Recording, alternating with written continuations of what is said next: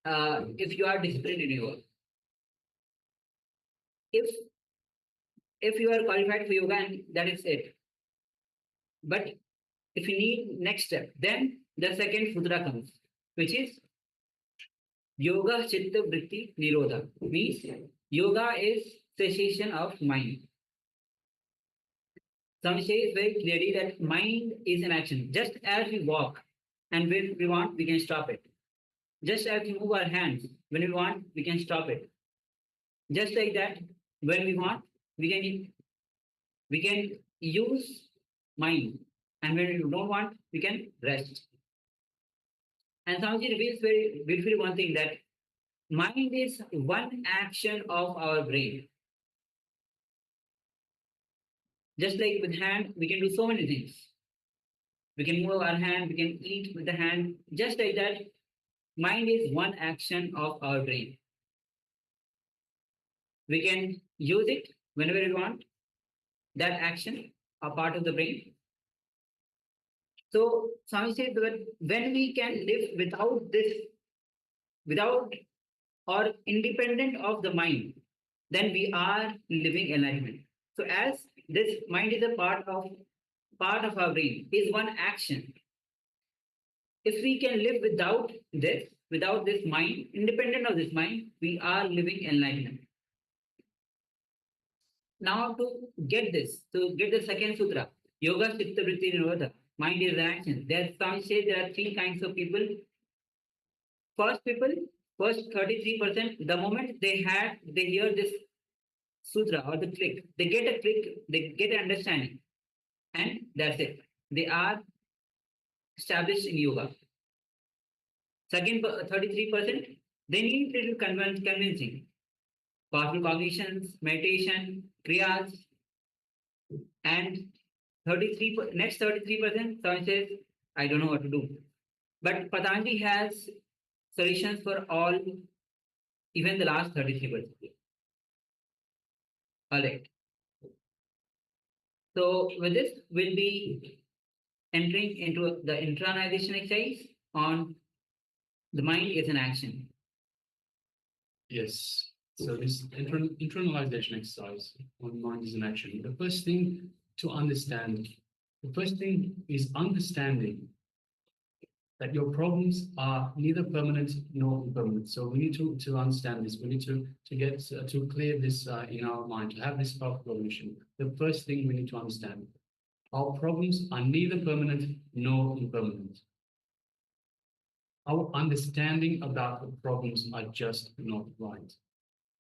So did you imagine that the problem of which you were thinking in the morning, in the early morning, contemplating, will leave your inner space? So did you imagine that you would leave your inner space? Your idea about love, your idea about pain, your idea about attention, your idea about fear, about worry, about greed, all these ideas, all these are just floating around. They're just ideas, simply floating. They're not clearly rooted or cooked or grounded. They are just floating. So again, they're not as permanent as you think. They're not as impermanent as you think. But our understanding of our problems, of these problems, are just not real. And just not good enough.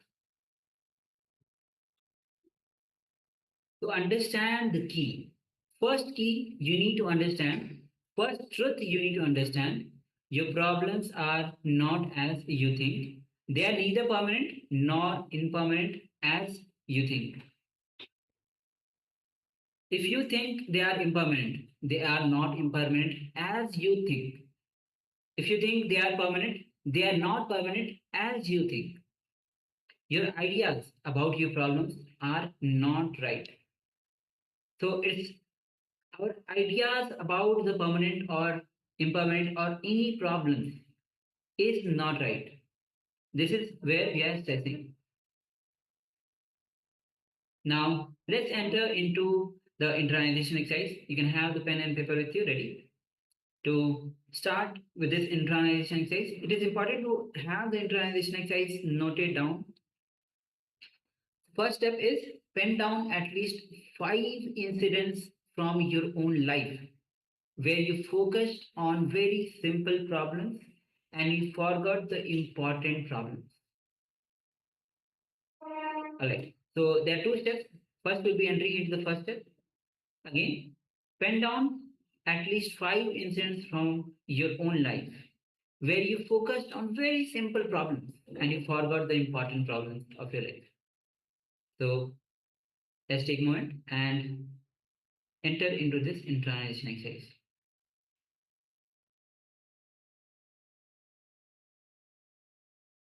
Let's enter into this step 1 of power manifestation.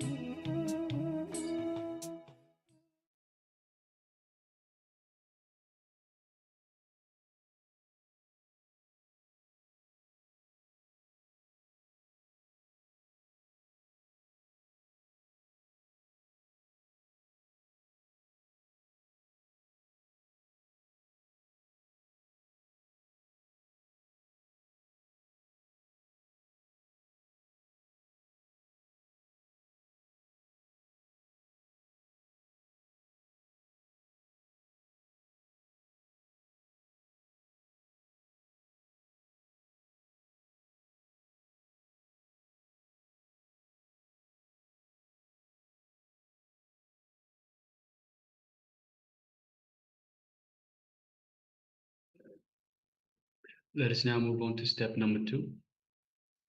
And let us look back into each one of these incidents that you've just penned down and analyze how you got caught into the small things and totally forgot about the big things happening in life. So where you penned down all the incidents where you got focused, you lost focus and concentrated on the simple problems instead of on the big ticket items, the big important problems. You totally forgot about the important problems. Now let us look back at these incidents and understand, analyze how this happened. How did you get caught into these small things? So let us continue.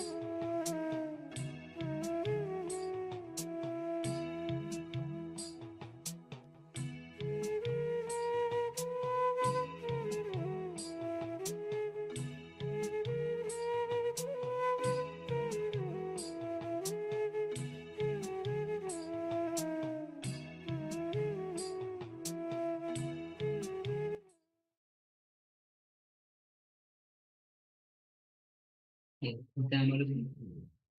After this intra-listening exercise where you have looked into each of your incidents which and analyzed how you got up or got caught up in small things and totally forgot the big happenings in life. Now we'll be entering into the remote scanning, the power of remote scanning. So before we enter, let's enter into the Sas Pramana, which is the scriptural reference for manifesting the power of remote vision.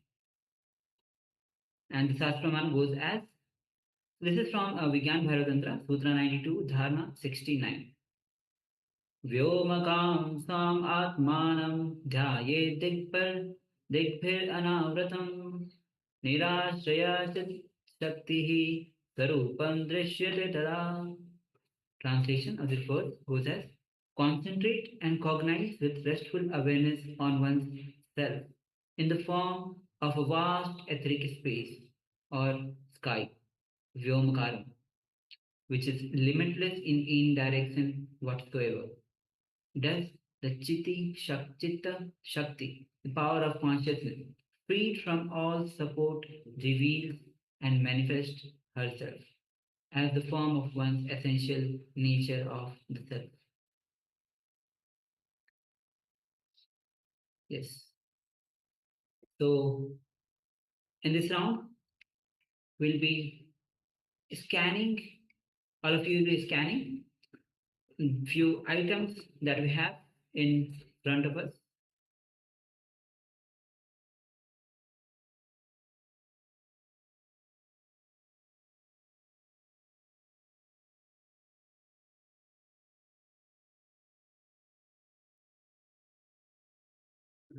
Yes, so let us sit comfortably with the head, neck, and spine in a straight line.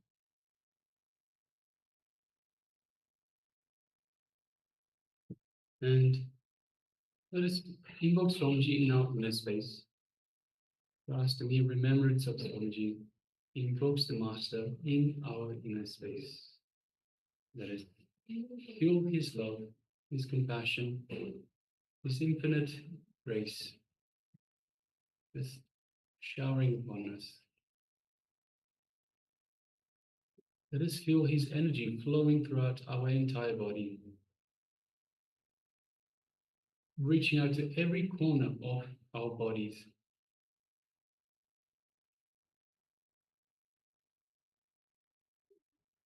And let us feel the space of oneness with Swamiji.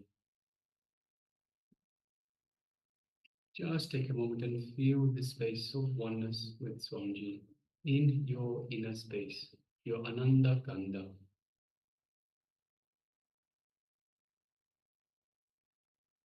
Just take a moment.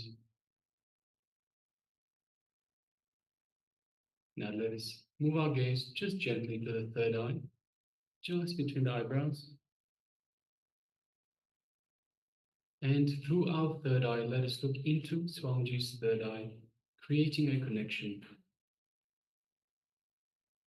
Let us take a moment and feel this connection, feel the energy in our third eye.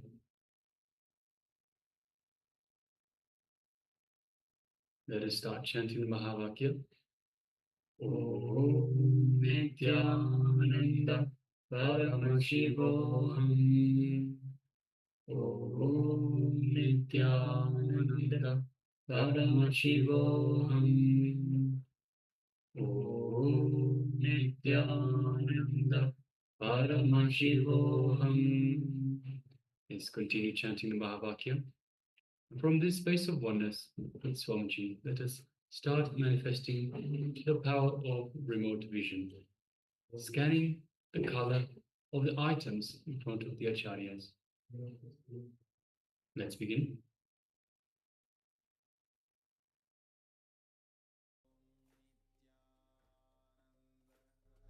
Paramashivoham. Om Nithyananda Paramashivoham. Om Nithyananda Paramashivoham. Om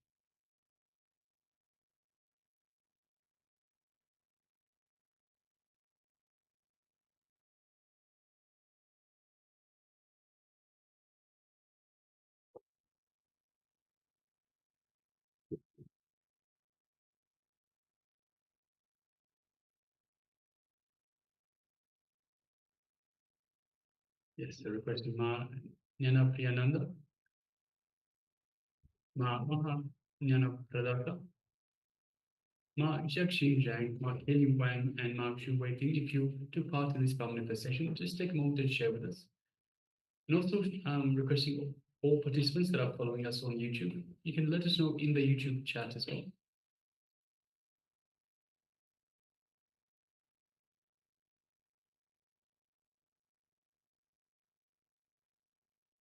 All right, so let's move to the verification stage. So what do we have in front of us? We have few items which we can display, which is one is the notebook that we have, and you can see there are colors white, black, red, and yes, even blue. So even the page has little green lines in that. So yes, and we have here pen with dark blue color, and ink is black. Yes. And we also have, of course, the table that we are using, which is a yellow gold color. So yes, so well done, Klausa. Congratulations for manifesting this power. All right. So with this.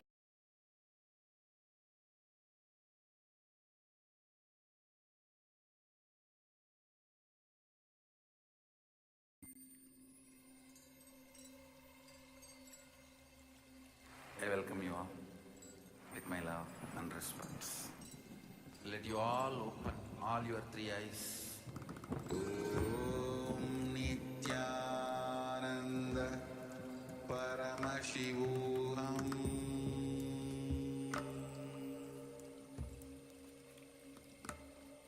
Om Nithyananda Paramashivoham.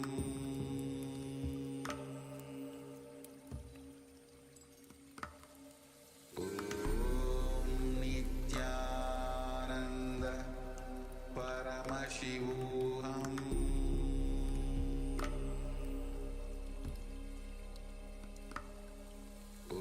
Om Nithyananda Paramashivoham. Om Nithyananda Paramashivoham.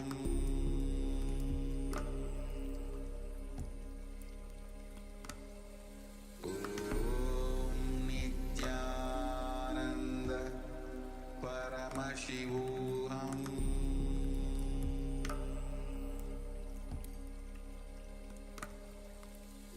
Om Nithyananda Paramashivoham. Om Nithyananda Paramashivoham.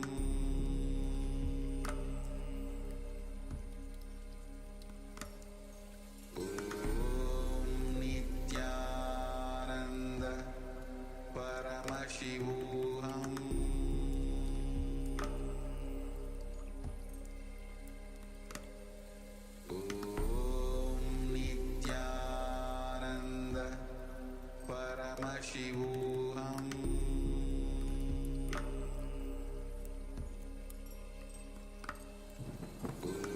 Om Nithyananda Paramashivoham.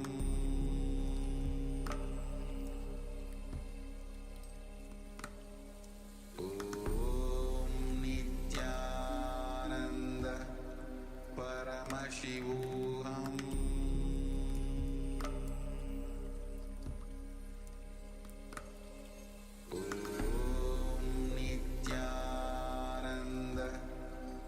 Paramashivoham.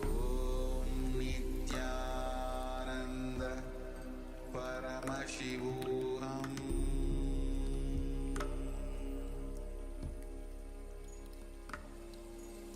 Om Nithyananda Paramashivoham.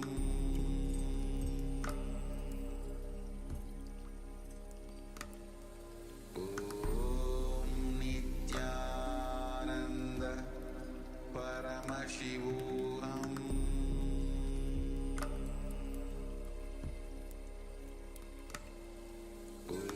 Om Nithyananda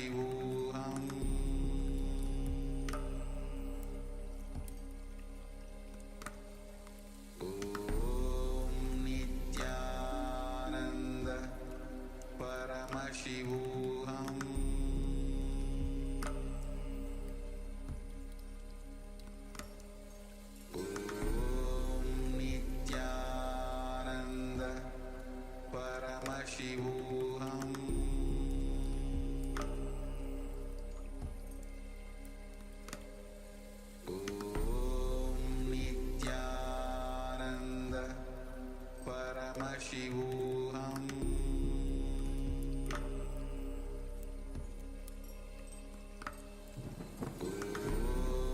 Nithyananda Paramashivoham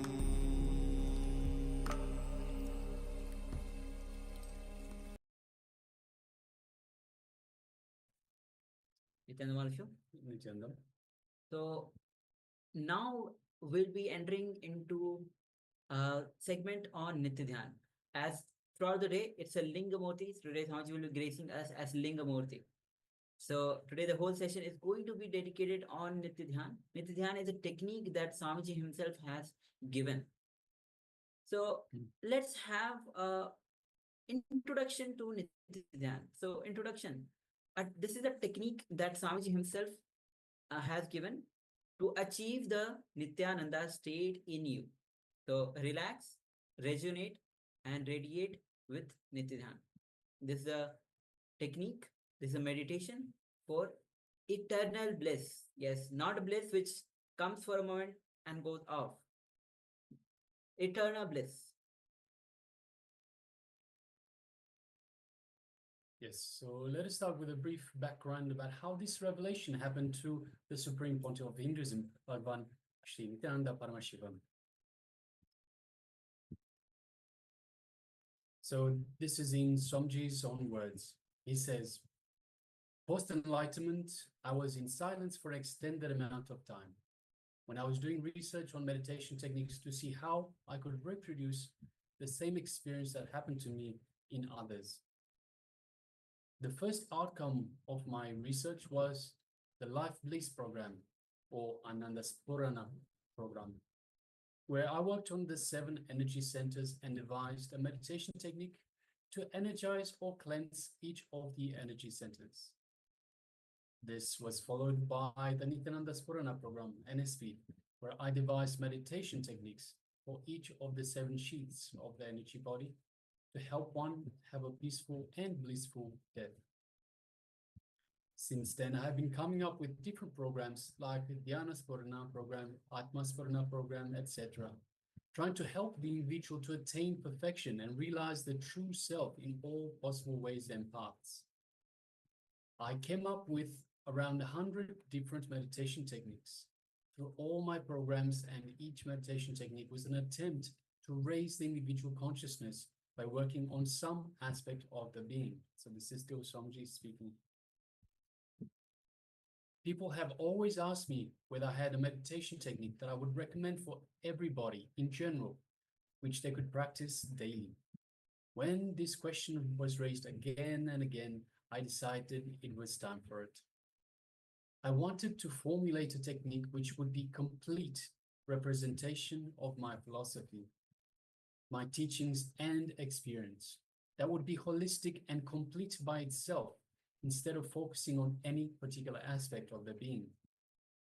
I wanted that it should work on the entire being to transform it and make it ready for the ultimate experience to dawn. One day, this meditation technique, which I'm about to teach you all, meditation for eternal bliss, was in a flash in my inner space. In an instant, I saw clearly the different segments of this technique and how each one complements the others to help raise the individual consciousness. Swamiji further continues. I would say that this is only the only meditation, daily meditation you will need. You need to understand one important thing here. A rishi is also called a mantra drashta, a person who sees the mantra, the chant, which means that through his inner vision, he visualizes the mantra or the technique in the state of samadhi. It is not that he created the mantra or the technique. It just gets revealed to him. Existence is complete by itself and nothing can be created. So no technique or mantra is anybody's individual creation. Let me make this point very clear. I do not take credit for this technique. It just manifested itself when the time was right. Now we'll go a little depth details of the technique. So the Nithya Dhyaan technique itself consists of 5 parts. The first is chaotic breathing. We'll be going through these various steps one by one, and ultimately the Nithya Dhyaan as culmination will be having that meditation. The first step is the chaotic breathing. Second step is intense humming. Third step is chakra awareness, where you'll be bringing awareness to each of the chakras. Then fourth step is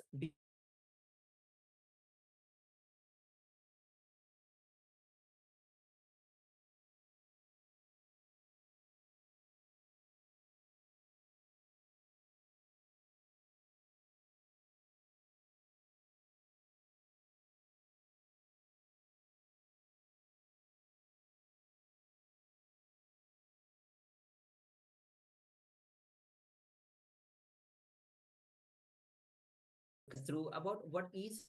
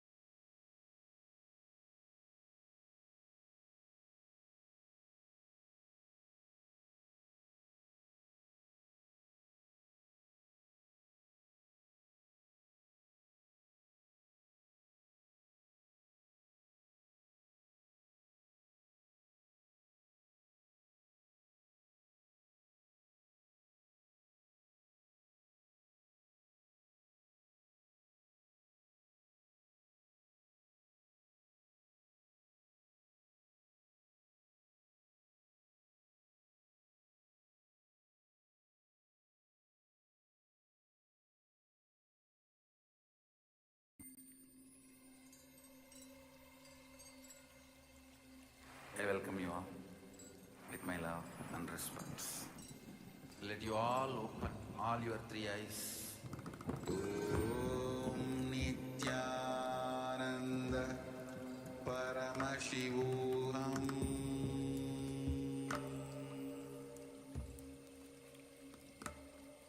Om Nithyananda Paramashivoham.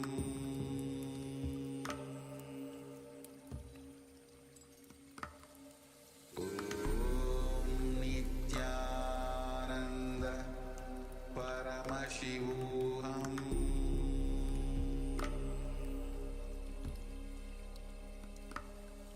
Om Nithyananda Paramashivoham.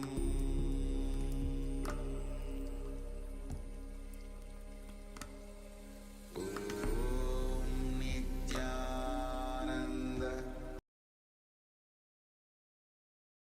yes. So let's get ready to enter into this revelation of Swamiji on the Nithya Dhyaan.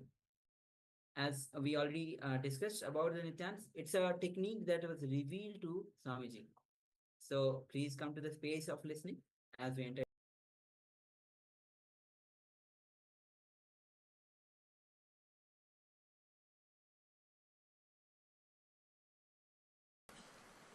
Let me define the word initiation.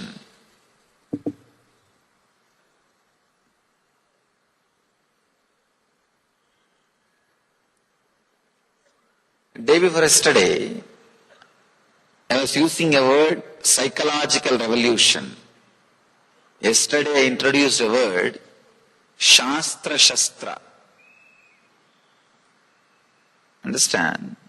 Knowledge weapon. Whenever you need to heal yourself, you need inner healing.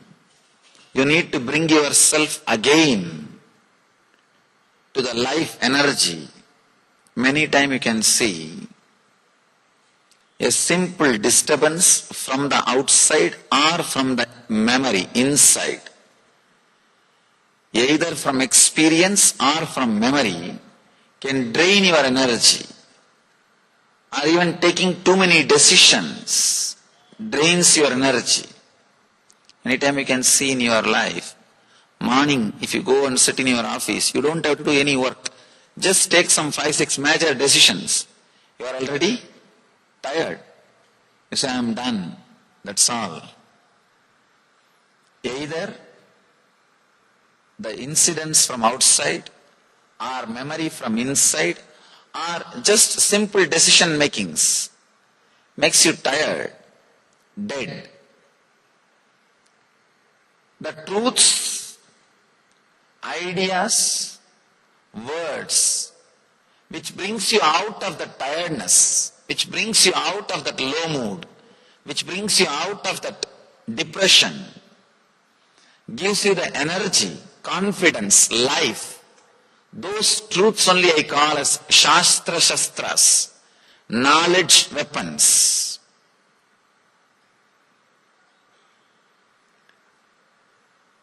Truths which brings you out of depression, a low mood, and adds self-healing energy and confidence, life into you is called Shastra Shastras.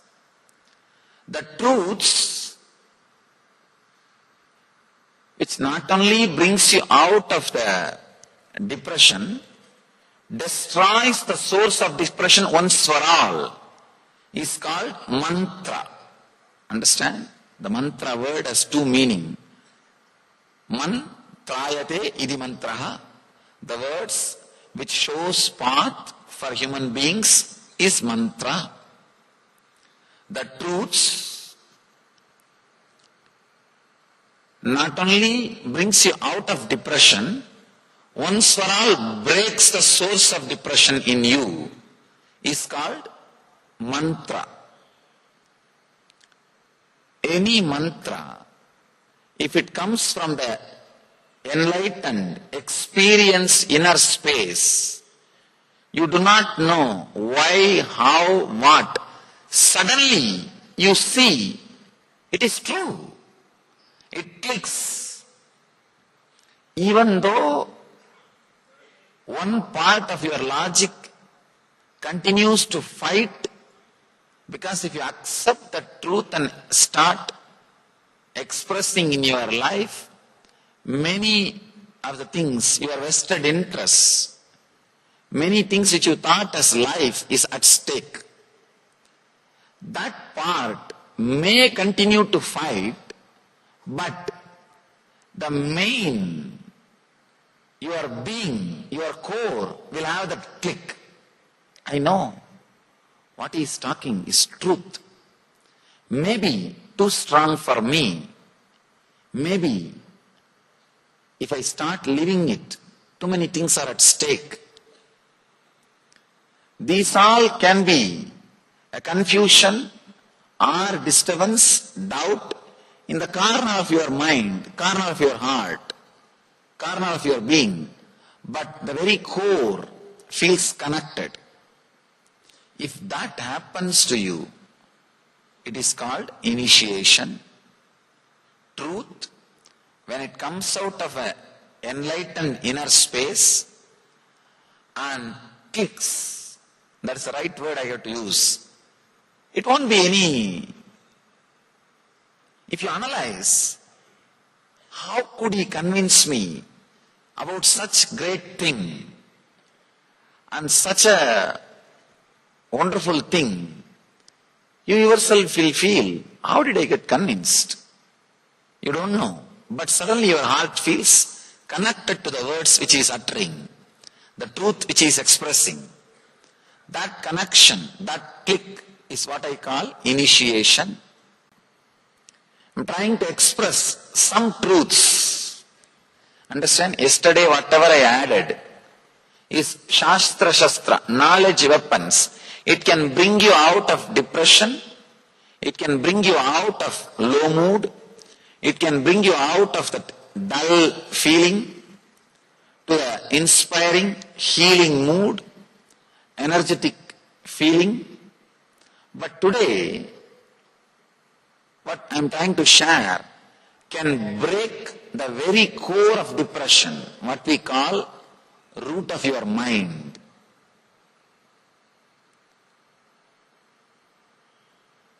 There is every possibility.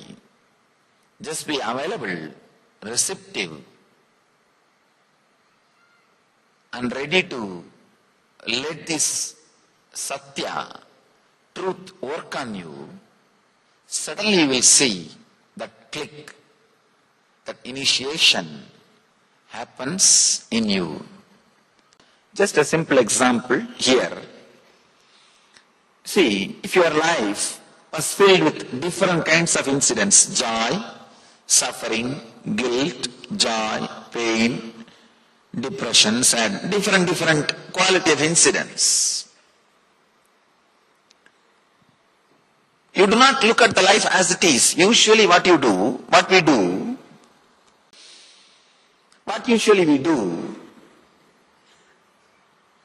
some joy, some suffering, some guilt, some joy, some pain, this is our life, different thoughts, different experiences. Usually, you collect only all the suffering-related incidents and create a shaft, create a connecting idea, and think your life is nothing but suffering. Understand? You collect suffering, guilt, pain, depression, suffering, all these kinds of thoughts, connect them, and you think your life is a long chain of suffering. Your life is a pain shaft. I've seen people, the moment I ask, how are you? You are from where? First thing everybody invariably starts, you don't know Swamiji, nobody has suffered like me in the life. This is a common introduction for their biography. Even my enemies should not suffer the amount of suffering I went through, Swamiji. Even in that, they want to be in the top. Even in suffering, they want to be in the top. Not second. Nobody has suffered like me, Swamiji. You don't know. Even in that, we have to be in the top. And not only that, see, not just they tell this to me, they believe strongly this. They forget the joyful incidents which happened in between. The joyful incidents, joyful memories which happens in between. They collect only the negative things, connect them and create a shaft. I call this as pain shaft.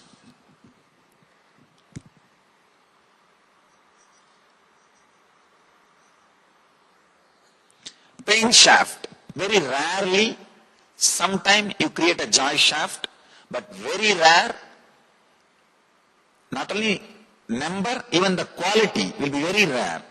You collect the joyful incidents and create a joy shaft. Means you feel life is joy. But most of the time, you collect all the painful memories and incidents and create an idea, life is pain. Understand? If you create the shaft, life is pain, the problem will be, you will be just waiting for more and more painful incidents to be added. Anything you believe, you start believing, you will collect more and more experience and argument to strengthen that belief. Once you believe your life is a long pain shaft, that's enough. You will be just waiting to pick up only the painful incidents and elongate that shaft. You will be just waiting. You will never be able to remember or respect the joyful things happening in your life. You will continuously wait. Next, when is pain, when is pain, when is pain, and you will add. You will be waiting, meditating for pain. You will be meditating for pain. I have seen people just waiting to add that, elongate the pain shaft. Just waiting to add how the pain shaft can be elongated. One important thing we need to understand, believing that life is a pain shaft or believing the life is a joy shaft. The continuous incidents of joyful things. Life is continuous happenings of painful things. The moment you believe life is a continuous happening of painful things, unconsciously you will try to strengthen the belief, but consciously you will try to break the pain shaft. Understand? Unconsciously what you will be doing? You will be continuously collecting more and more painful memories and incidents to strengthen your belief, strengthen the idea. But consciously you will be trying to break. Big problem is, neither you can break the pain shaft, nor you can add to the joy shaft, because both shaft does not exist. It is just your memory. Please understand. The reality happening is this main line. Different memories, incidents continuously flowing, and that is also not connected logically. That is why I have given gap between every thought. Different shape, different size, it just comes and disappears. It's happening. If you think your life is big pain shaft, a chain of painful incidents, then you will pick up only the painful things and add. I have seen people carrying the memory, a very huge memory. The other day, one guy came to me and said, Swamiji, I'm going to divorce, please bless me. I said, usually we bless only for marriage, not for divorce. Can you tell me the reason? Let me analyze. The other day I was reading an article, I don't know how much it is true. 33% is divorce rate in Bangalore. I don't know how much it is true. I pray that it should not be true.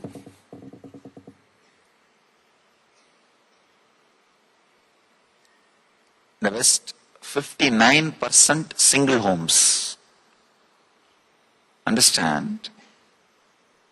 And 47% of the people die without having a close friend or a relative to receive the body. Body is taken by some professional organizations, undertakers, professional undertakers. It is just too much. This guy came and asked me, I'm going to divorce, please bless me. I said, first let us analyze why you are going to do. Then we will try to sort out. He said, that and all you don't know, Swamiji, you just bless me. I said, I cannot bless as you want. Only if I am convinced I can bless. And it's not like something I have and you can take it without my will. You can't steal blessings, fortunately. He said,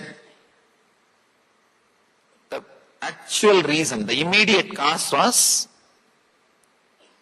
she brought coffee and it spilled on the cloth, that's all. I asked, don't you see clearly it is not enough reason for divorce? Why don't you realize? Why don't you understand?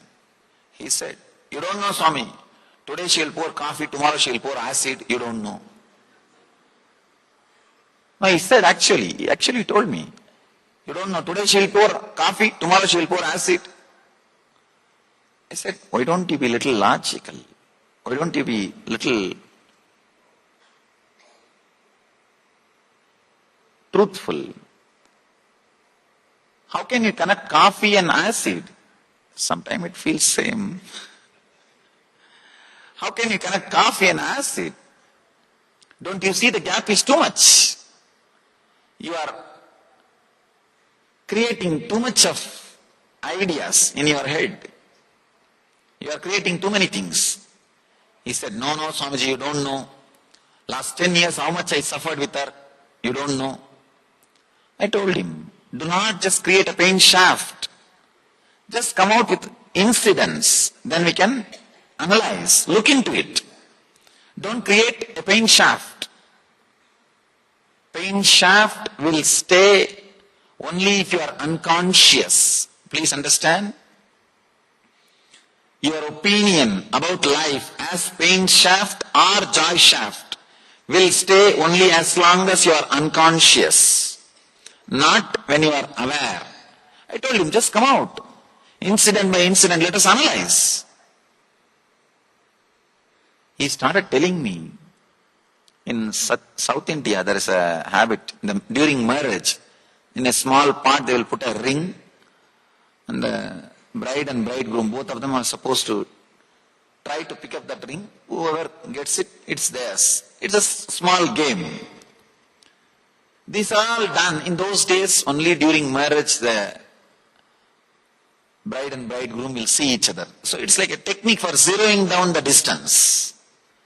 Just to zero down the distance, this kind of simple plays are done.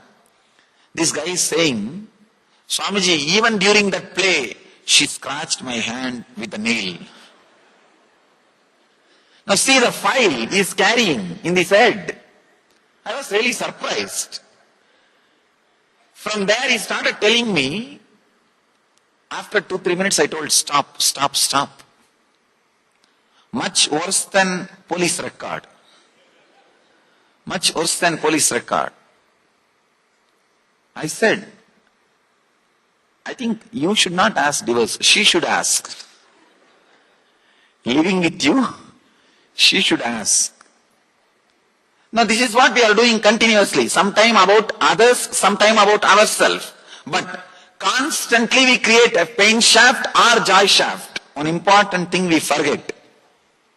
Neither we elongate the pain shaft, neither we can break the pain shaft, nor we can elongate the joy shaft, because it does not exist. It does not exist. Understand? This is an important truth. The depression or low mood which you experienced 10 years ago, the depression or low mood which you experienced 9 years ago, the depression which you experienced 8 years ago, the depression which you experienced 1 year ago, they are all independent experiences happened in your life because of independent incidents. 10 years ago you would have been in depression because you don't have son. 4 years ago you may be in depression because you have a son. It is independent incidents causing independent experiences. But in the inner space, for the sake of convenience, you archive all the sufferings in one file for easy remembrance and easy reference. When you archive them all in one file, by and by, you start thinking, you connect all these depression experiences and come to an idea, my last 10-year life was depression. No. All 10 different depression experiences happened in you, happened due to different reason, different time, different experience. But when you connect all of them and see, you come to an idea, last 9 years I was in depression. The moment you come to an idea, I was in depression last 9 years, now you created an enemy who does not exist. Now you start fighting with him. I have to come out of depression. What to do? The moment you create a shaft, last 9 years you were in depression. Now you know for sure, next 9 years you are going to be in depression. You will say, yes, last 9 years I was in depression. Then naturally tomorrow morning I am going to be in depression. How can I suddenly come out? How is it going to happen? I am going to be in depression. Passive agreement with your enemy. Understand? First thing, you create an enemy who does not exist. Second thing, you already made a passive agreement with your enemy. You won the game. Then how do you think you will not attract depression? You created an enemy who does not exist and already created a passive agreement with him that you won the game. Whether you believe it or not, medical science proves your body constantly updates itself and replaces itself once in every 365 days. Even your brain cells are replaced once in 365 days. The intestine is replaced once in 47 days. Every organ is replaced within a particular number of days. If you are carrying a particular disease for quite a long time, it means you have a strong belief it is a continuous shaft. It is a continuous experience. Your unconscious belief something is a continuous experience forces your mind to bring the same pain and disease back. For example, once in 47 days, your intestine gets replaced completely. Understand? I am not saying, Ayurveda is not telling. If Ayurveda says, you won't believe. Medical science is telling.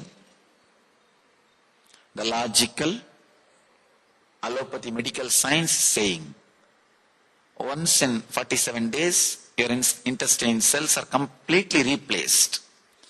If you are carrying any disease related to more than 47 days, even the new system which you created with a mental setup, I have this problem, so I have to have this problem. Strong belief, you have this problem, naturally you will say, if new intestine is given to you, no, this is not mine, bring mines. This is not mine, bring mine. Your mental setup is such.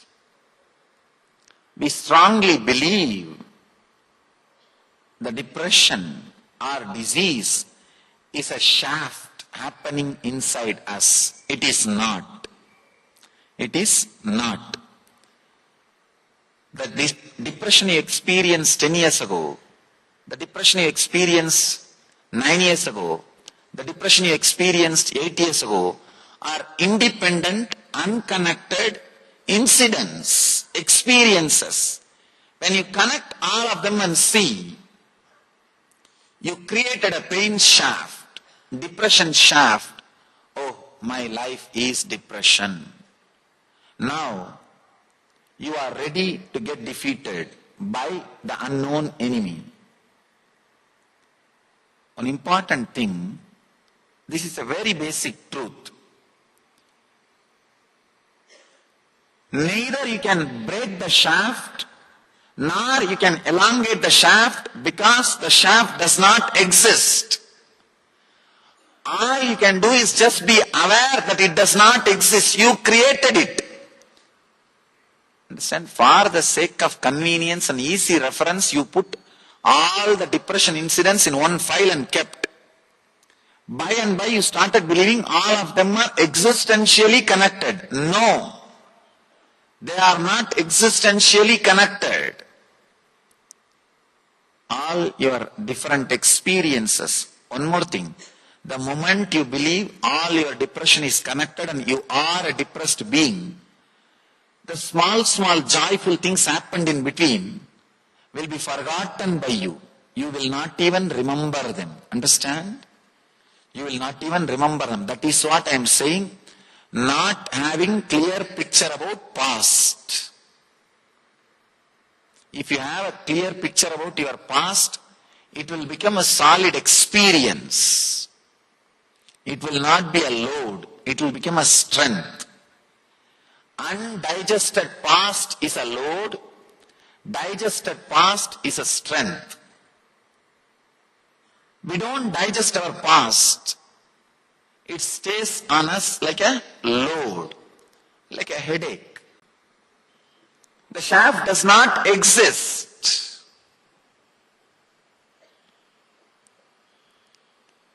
Basically, you are an independent, illogical, irresponsible. No two thoughts are responsible for others' existence or disappearance. Understand? No two thoughts are responsible for other thoughts' existence or disappearance. Illogical, independent, irresponsible, unconnected, unclutched thoughts. But you are afraid to live with such an undefined frame of mind. You are afraid to live with undefined mind. So you try to define. You trying to define is the first problem. When you try to define, you have to create some shaft, either as pain or as joy. Understand? Even with your spouse, you live maximum 6 months. Maximum 6 months we live. Within 6 months, we create an idea about that person. After that, you live only with the idea which you have about that person, not with the spouse. Anything the other person does, you will look through that idea only. 6 months, you will come to an idea, oh, this is the punishment given to me by God. Or, I don't have to go to hell after death. Some idea. You will see continuously whatever she or he does through that scale, through that idea, through that mirror, through that glass. You don't live with the person. You live with the concept. Same way, about your mind, you have an idea, either pain shaft or joy shaft. You live with that shaft, not with the experience. In experience, joy, pain, everything, so many things are coming up. So many things are happening. One more thing. Between every thought, there is a gap. Understand? It's like a fish tank. Water bubbles are coming in the fish tank. Between every bubble, there is a gap. Because the gap is too small, you think it's a stream. It is not stream. Between every thought, there is a gap. There is a gap. It is just independent, illogical thoughts moving. The problem is, when you can't live with that, when you don't want to live with that independent, illogical movements, you create an idea, pain shaft or joy shaft, and struggle with it. You create an enemy who does not exist and fight with it. Fight with that person. Now all you need to do is stop creating this pain shaft or joy shaft. Stop clutching all these painful incidents and creating a shaft. Stop clutching all the joyful things and creating a shaft. The essence of whatever I was talking is stop clutching and creating a shaft. That's enough. You will see suddenly the shaft disappears. Shaft does not exist. All of us have a very clear idea. We are in the worst ignorance. No. It is not. Just the simple one truth. If a simple thought of having a cup of coffee can come inside, means any serious thought, it may be pain or suffering or anything it can be, it has left me. That is why the new thought is able to come. That is why I have inner space to entertain a new thought. So as long as you have freedom to entertain a new thought, you have an inner space to entertain a new thought, be very clear. You cannot be possessed or tortured by any suffering, any depression and any pain. Because you can just bring one thought, new thought. The moment you bring a new thought, what happened? The old thought has left you. Unless it leaves, you cannot bring a new thought. So be very clear. Your power to bring new thought itself proves you have power to drop the old thought. Instead of looking at the ability to replace, you are looking at the ability to bring it back. You have both. If you are constantly looking at the ability to bring it back, you will create suffering. Oh, it comes back, it comes back, it comes back. If you are constantly looking at the ability to remove, you will feel liberation. Understand? What you mother, that you hate. The hen mothers the egg and gets the chicken out, hatches the chicken. Chicken comes out.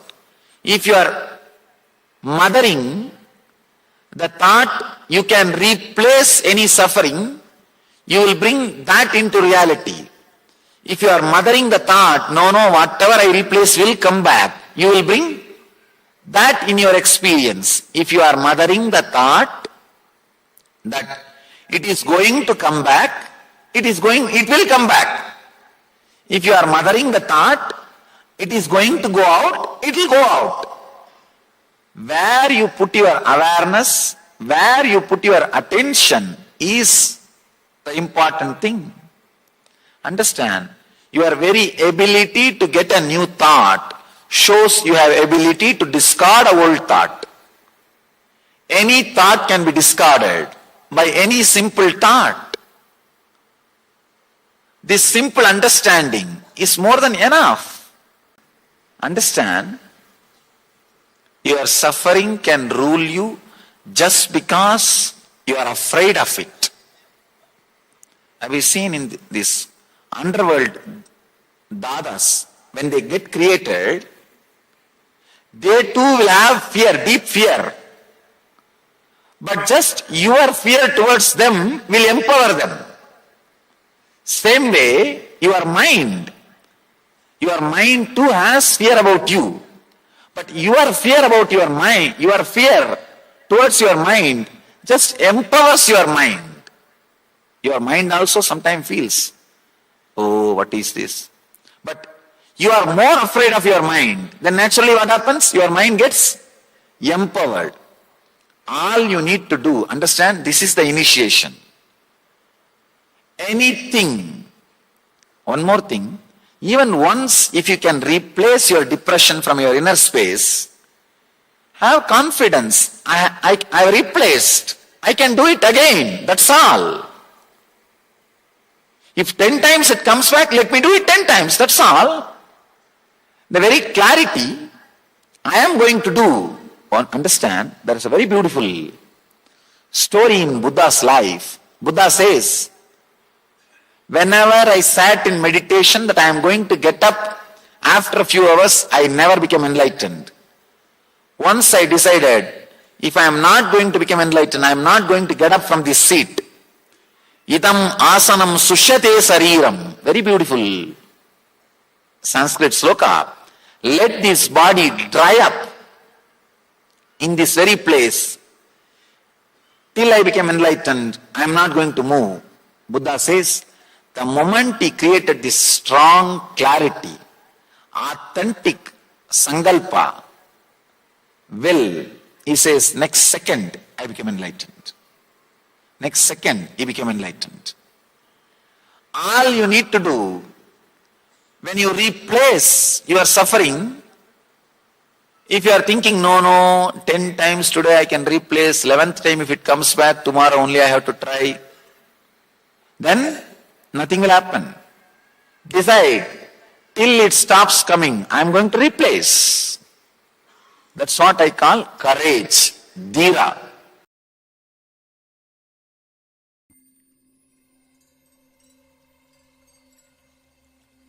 I welcome you all with my love and respect. let you all open all your three eyes. Om Nithyananda Paramashivoham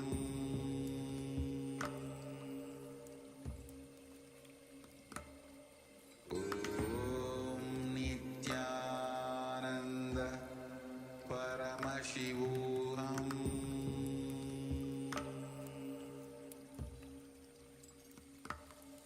Om Nithyananda Paramashivoham.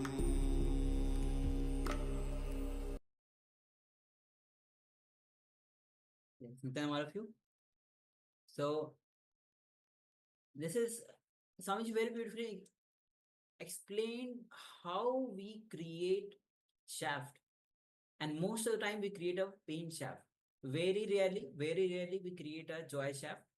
Most of the time we create the pain shaft and wait for any pain incident to happen, and so that we can add to that shaft and elongate that shaft.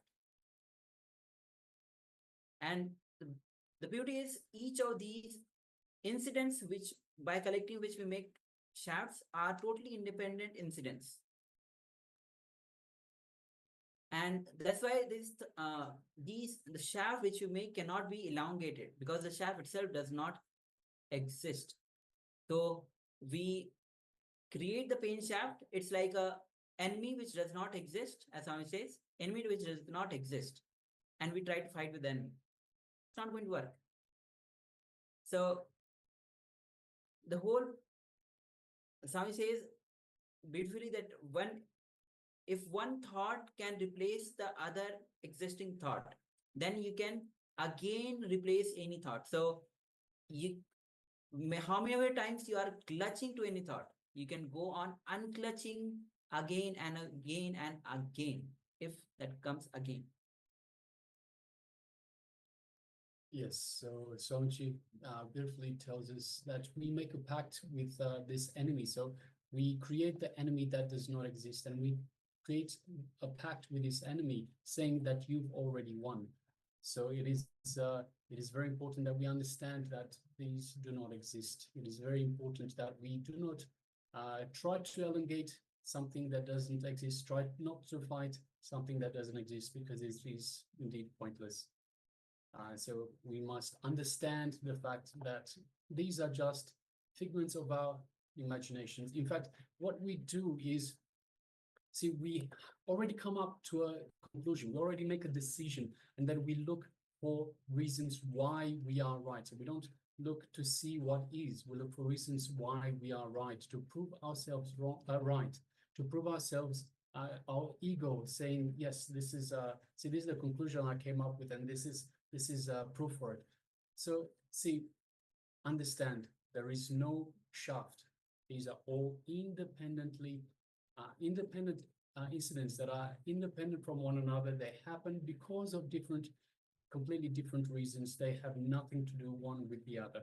So there is no relation. It is just our mind that creates the shaft, our mind that tries to create some sort of a structure to try and understand this reality, to try to give some meaning to this reality, but it is simply not there.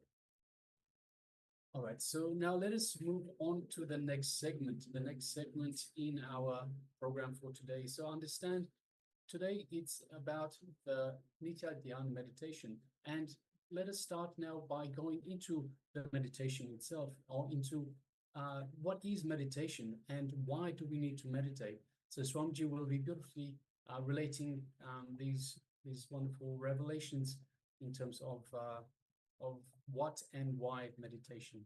So requesting everyone, let us sit comfortably with the head, neck, and spine in a straight line, and let's hear from the Supreme Pontiff of Hinduism on this very topic.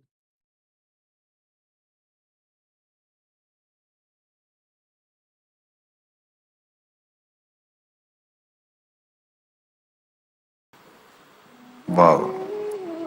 Here is a very beautiful question. Somebody is asking, Swamiji, you say there is no scale to find out whether the state in which we are there is reality or not. This person is asking, every day when I come back to waking state, I see same house, same world. But every day when I go back to dream, I don't see the same world. I don't see same world. So can this be used as a scale? With this, we can say that this world is reality. This world is real. Very intelligent question. Maybe I can give you a simple sketch of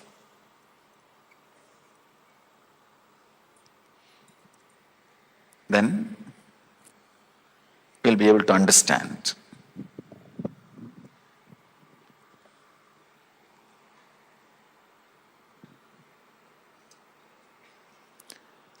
Let us analyze one night dream. For example,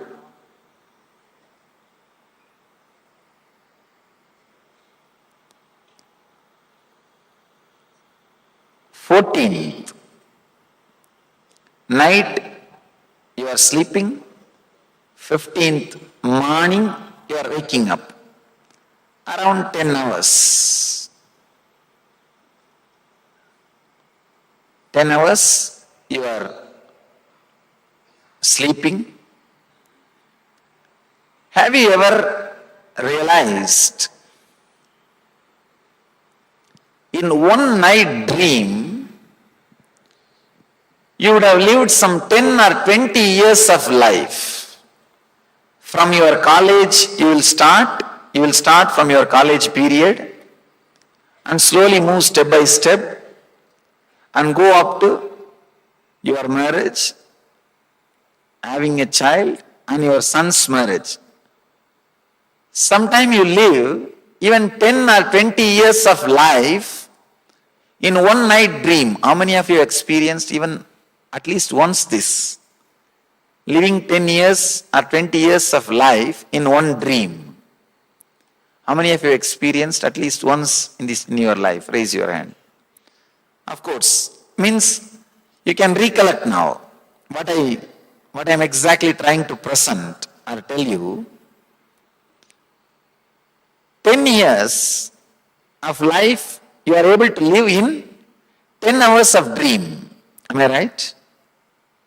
10 years of life you are able to live in 10 hours of dream. One more thing, scientists are saying now, you don't continuously sleep. Maximum you spend only 30 minutes in the deep sleep state. Then you come out and spend little time in the dream and again fall asleep, spend some time in the deep sleep and come out and spend some time in the dream state. In the East, the maximum time is 30 minutes. In the West, it is only 16 minutes. We are fortunate. Anyhow, let me give you the small diagram, how our consciousness works. Maybe I can call this as dream state. This is deep sleep state.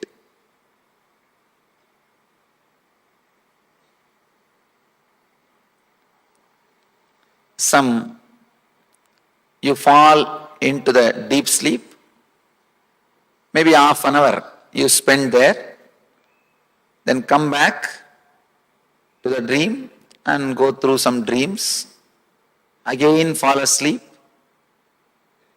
spend some half an hour, come back, again go through some dreams, again fall asleep, come back, go through some dreams, again fall asleep. This is the way you are moving. This is the way you move between dream state and deep sleep state.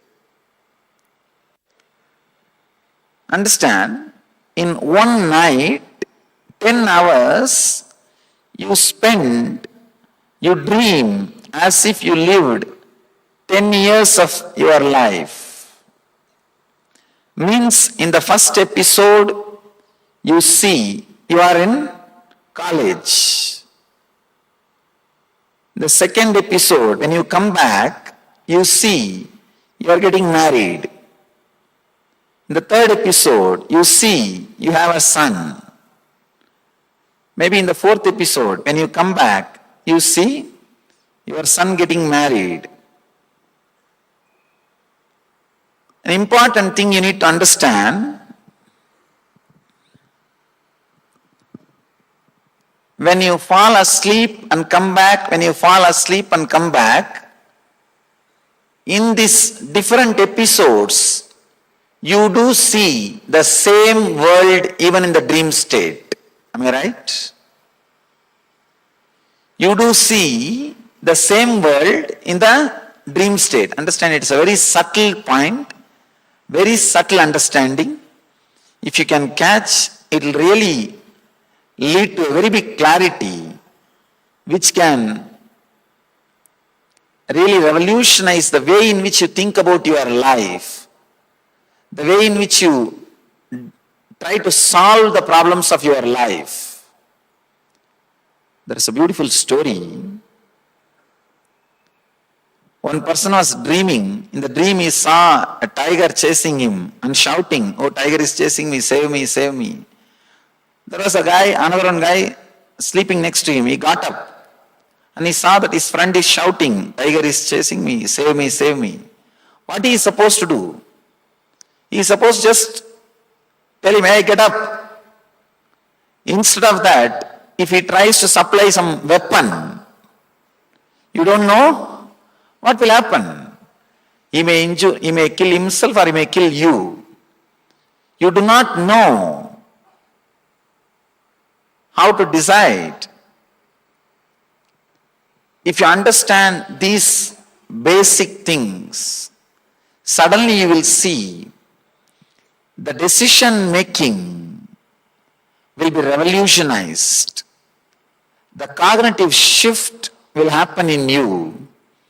The way in which you think and the way in which you make decisions, the way in which you try to find out solutions for your problems will be different. Means you will start working towards the right solutions.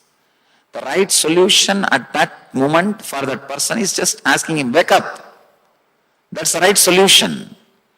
Instead, if you are trying to find out any other solution, it will only lead to more and more problems, more and more difficulties. Here, all I want to tell you is, in 10-hour dream, 10 hours of deep sleep, you live 10 years of dream. Means, many times you fall asleep and come back. When you come back, naturally in all these 4 episodes, even though there was a break, you saw the same world. After a break, seeing the same world cannot be the quality to define it is reality. That is what I mean. Please understand. After a break, if you see the same world, that cannot be the scale to define or say this is reality. Because this happens even in the deep sleep, even in the dream state, this happens. Even in the dream state, after a break, when you come back, you see the same world. So just because when you come back from the deep sleep, you see the same world, cannot be the reason to say this is a reality. How? Only when you wake up from the whole night sleep, you realize you dreamt 10 years of your life just in 10 hours. Same way, only when you wake up from this dream, suddenly you may realize you dreamt 90 years of your life, maybe in few hours. Who knows? Who knows? This whole thing can be one more long dream. Realizing, understanding, there is a possibility this can be one more long dream will turn much of your attention and awareness to the center, to the consciousness. I can say that is the first step in spirituality. That's the first step for psychological revolution. Again and again, our sufferings are giving a clear statement. We are holding on to emptiness. Our suffering is nothing but a clear statement from the reality. You are not living with the reality. But somehow we know how to cover.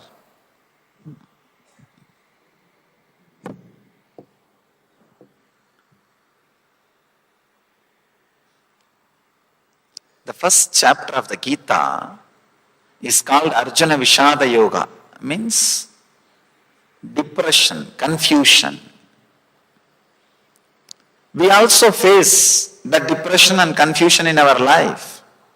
I call this depression of success. After achieving what we want to achieve, but realizing what far we want to achieve has not happened, a kind of a depression will happen in us.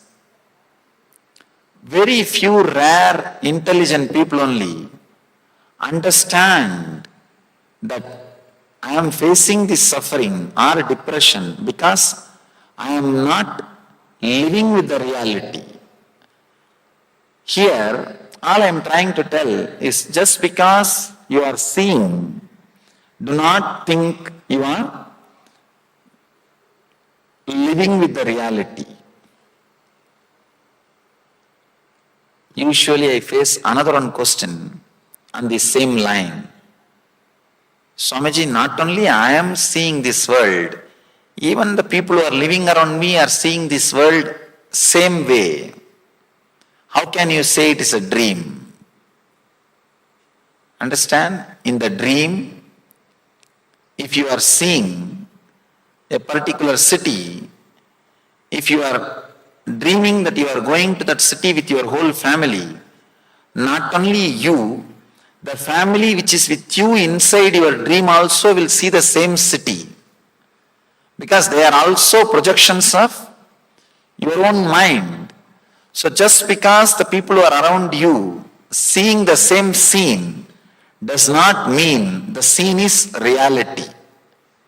Even the people who are around you, whom you are seeing, can be the projection of the same scene. Can be the projection of the same scene. Sometimes it frightens. If you go a little deeper, it frightens. It feels like everything in front of you is melting like wax. The ultimate truth is the stuff out of which your dream world is made, the same stuff, out of that same stuff with this waking state is also made. If your attention is centered on the stuff, naturally the inner healing cannot happen. If your attention is equally distributed on the consciousness and the stuff, that is what I call healthy life, balanced life. You will have the physical, mental health and the life. If your attention is totally centered on the consciousness, not on the stuff with which these worlds are made, that is what I call living enlightenment or Jivan Mukti. Whether you want Jivan Mukti or not, or whether you want enlightenment or not is secondary. But if you can turn little bit of attention towards that I consciousness, towards the truth, towards the center, suddenly you will see the tremendous inner healing happens. I always tell people, realizing this whole world is one more dream brings tremendous healing effect in you. Understand? For example, if you are facing some very big difficulty or depression, very clearly, consciously, if you realize this whole thing is a dream, you will see such big relaxed feeling or the inner healing happening on you. I can say that inner healing is what I call meditation. That restful awareness which happens in you is what I call satori, the first glimpse of samadhi. A basic cognitive shift or basic psychological revolution with the simple understanding of what you are seeing may not be the reality as you are thinking can bring so much of inner healing inside you, so much of restful awareness inside you, more and more restful awareness being added to you is what I call inner healing or health or raising the quality of consciousness. Instead of dream state penetrating your waking state while you are driving, blissful state can penetrate your waking state while you are driving, because so much of your time, even though you are out of your bed, is occupied by your dream state because of your low awareness. People come and ask me, if I start meditating, what will happen? I will not have time to do my business. No. It has nothing to do with a separate time. It is something to do with inner understanding. As on now, so much of your time and energy is being spent by dream state possessing you. Instead of that, you can allow the turiya state, blissful state possessing you. You can just change the attitude. You can just shift the energy. You can just go through a big transformation. That is what I call psychological revolution.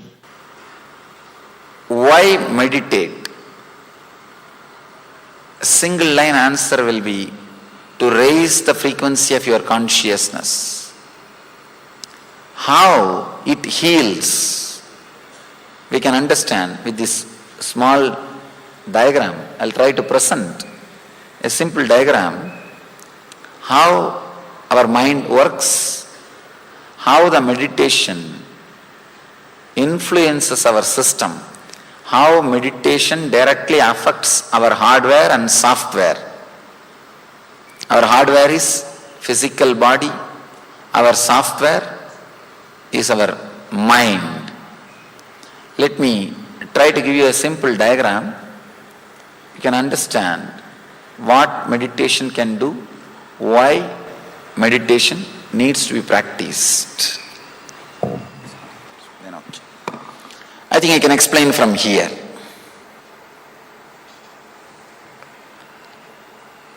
We have two states of mind. You can say two states of mind you experience in your day-to-day life. One with thoughts, another one without thoughts. Now, you know you have thoughts. In the deep sleep, do you have thoughts? No.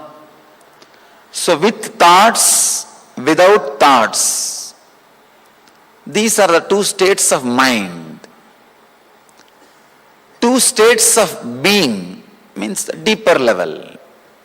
Your being also experiences two states. One, with the clear identity, I. Now, all of you have that identity with the I consciousness, with that identity I. In the deep sleep state, you don't experience the I state, the I consciousness. In the deep sleep, you don't experience the feeling I. Understand? In the mind, you experience two states. one with thoughts, without thoughts. Same way in the being, you experience two states. With I, with identity, strong identity, and without identity, without feeling or remembering your identity. In the deep sleep state, you don't remember your identity. In the waking state, you remember your identity. I am this, I am that.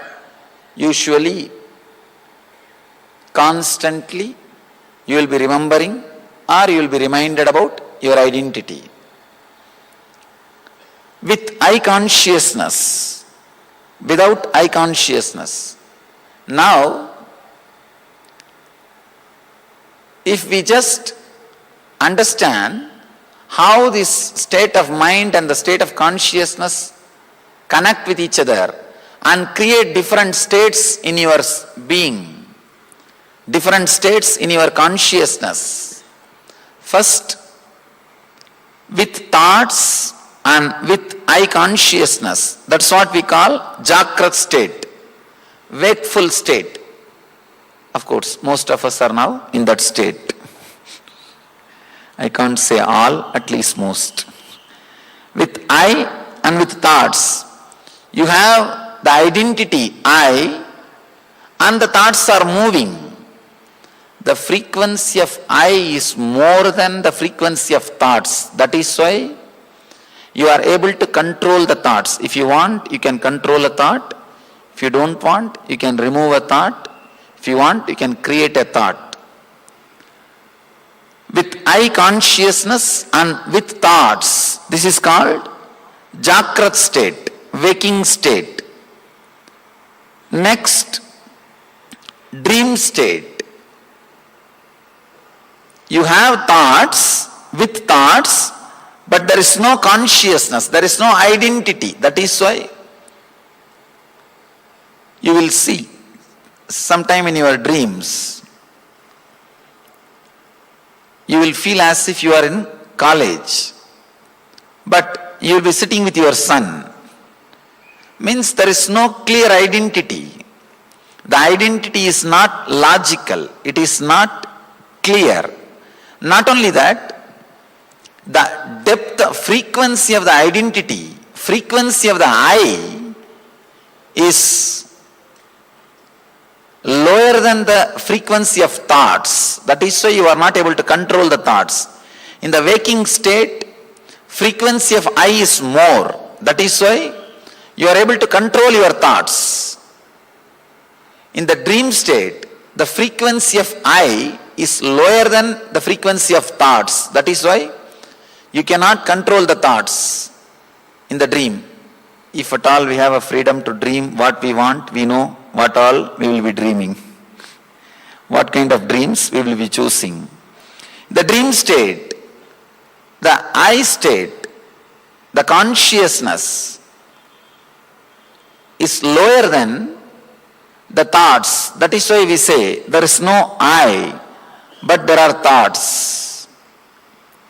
And the third stage, third thing, neither the I consciousness nor the thoughts, it is called Sushupti. It's called deep sleep state. These are the three states constantly we experience in our life. We experience waking state, dream state, deep sleep state. These three states.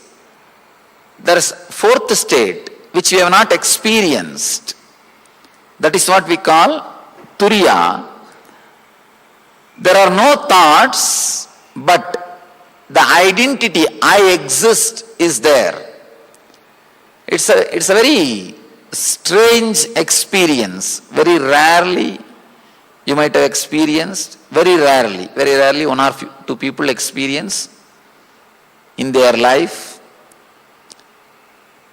If some sudden shock, or if you are sitting with a nature completely deeply relaxed, in deep silence, maybe at those few moments you experience no thought, but you are not sleeping.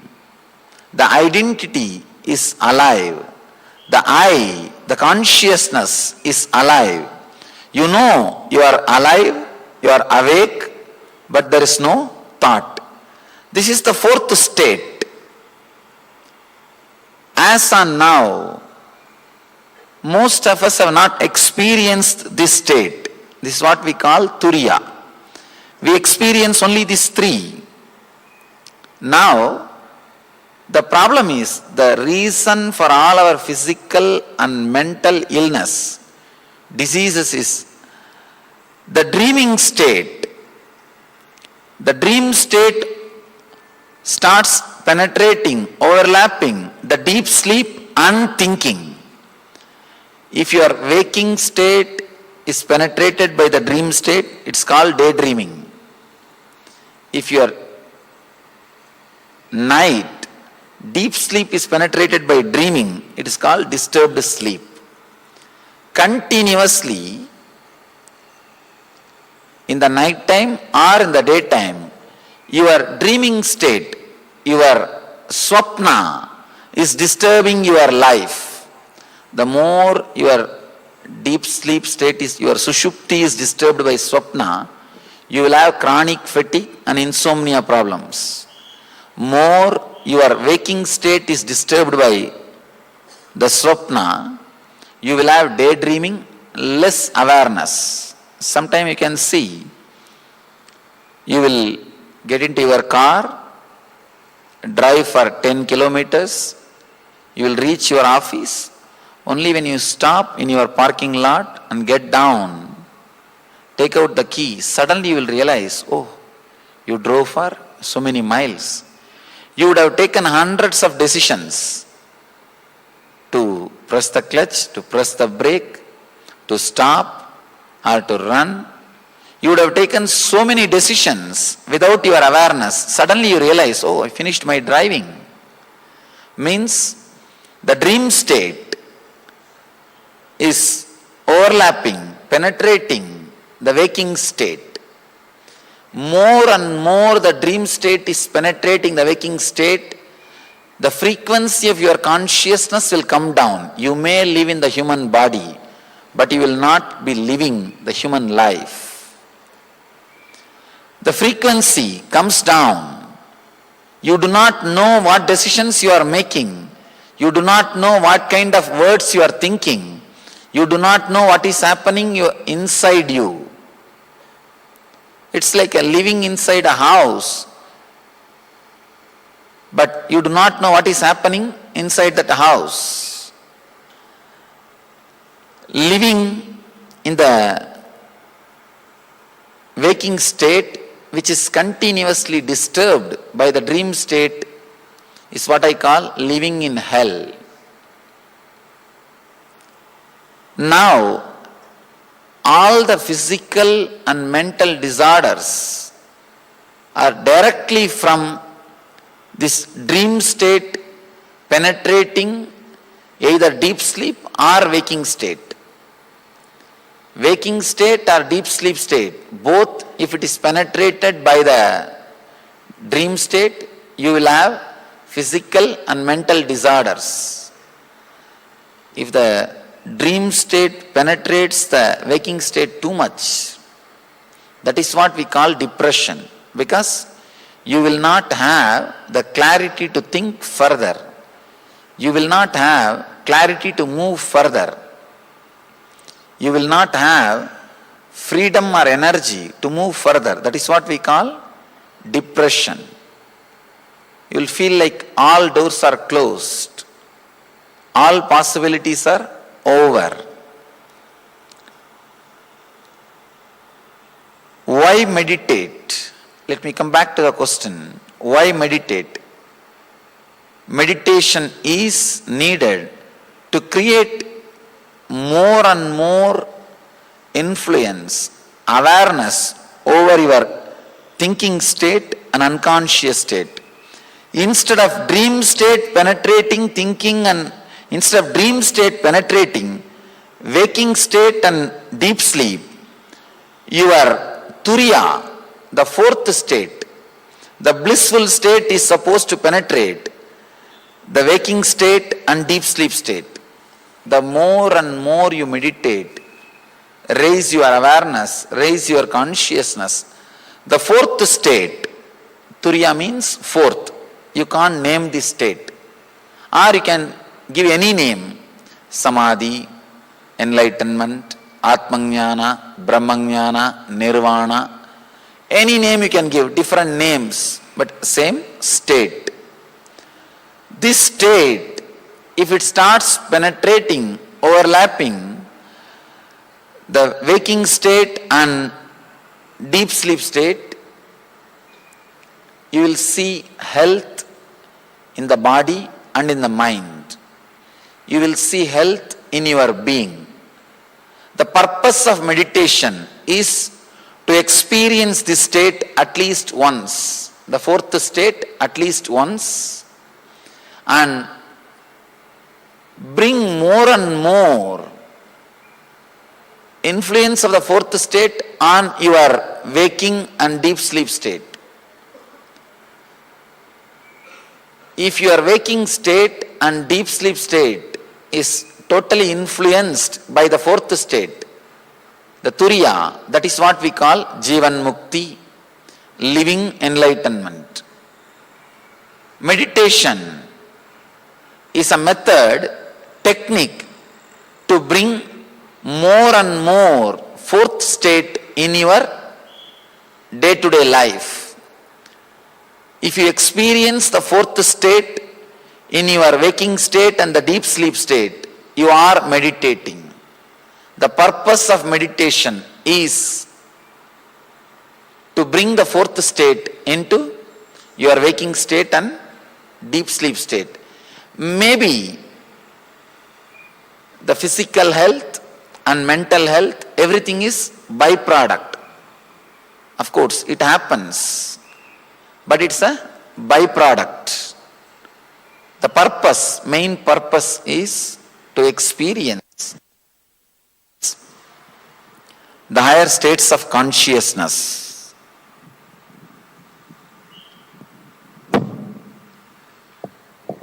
When? The next question is when? It's a very controversial question. All the youngsters think, I can do this in my old age. All the elderly people think, I should have done in the young age. All the old people think, oh, I have enough time. I can do when I don't have anything else to do. All the youngsters are thinking, no, I should. All the elderly people are thinking, no, I should have done in the young age. When? The when question, I am not looking at that question only about the timing of the meditation. The decision to do meditation or the decision to enter into meditation, when that should happen in the life.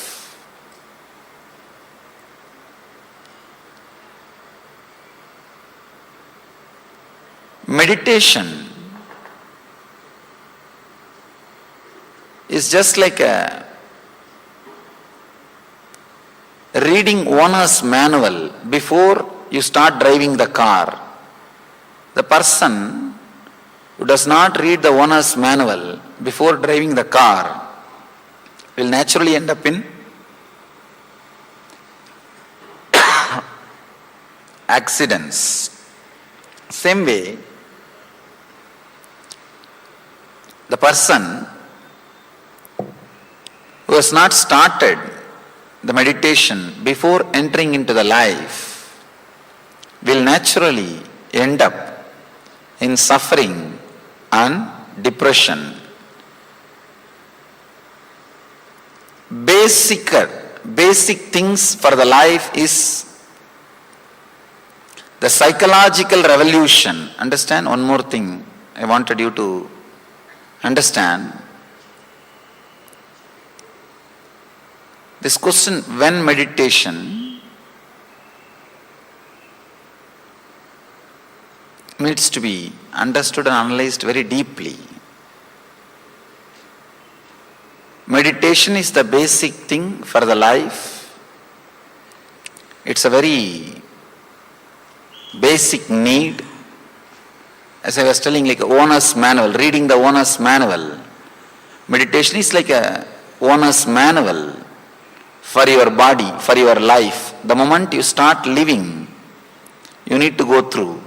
You need to enter into it. Before the meditation, one basic important thing needs to happen in you.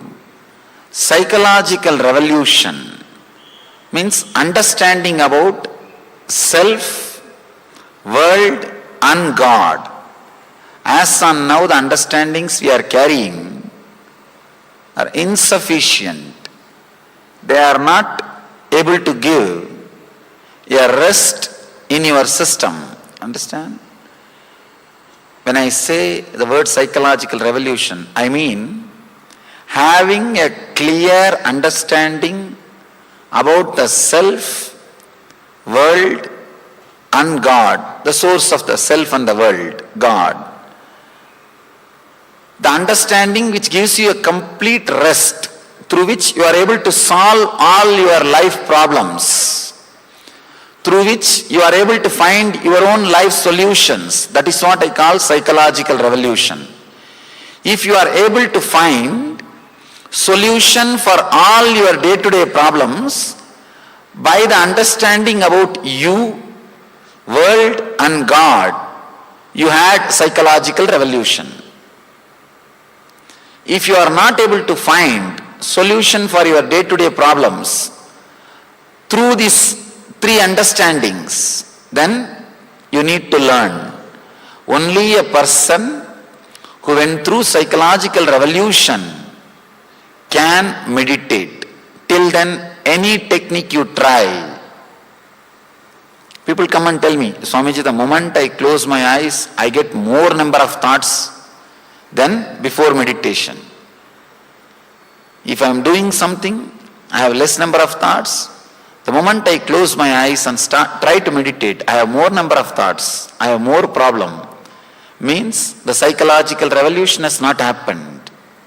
Psychological revolution is a basic need for meditation.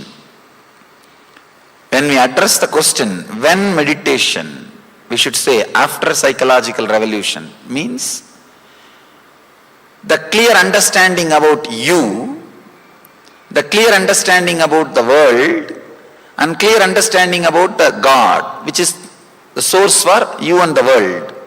You may think, if I have that clear understanding about all these three, then I don't need meditation. I can say it's like a vicious circle. If you don't have that clarity, you can't meditate. If you can't meditate, you will not have clarity. It's like a vicious circle. If you add clarity, that clarity will lead to meditation. Meditation will lead to more clarity. It will become virtuous circle. Instead of going through the vicious circle, moving towards the virtuous circle. If I have to give one more a simple example, this dream state, constantly penetrating into the waking state and unconscious state, is what leads to more and more misunderstanding, more and more dullness, more and more lethargic feeling, more and more tamas. That's what we call pravritti. Traveling towards suffering. If the turiya, the blissful state, penetrates the waking state and deep sleep state, that is what we call nivritti, moving towards the fulfillment. This is virtuous circle. The clarity leads to meditation, meditation leads to clarity, leading one to another. The psychological revolution is a basic need, basic understanding. I always tell people, If you straight away close your eyes and start meditating, you may have more number of thoughts. So in the initial level, I always give a technique which will not be directly meditation, which will be more like a contemplation. Means you will have an idea, you will have a technique. When you work with it, it won't lead to directly thoughtless state. It will lead to more and more clarity.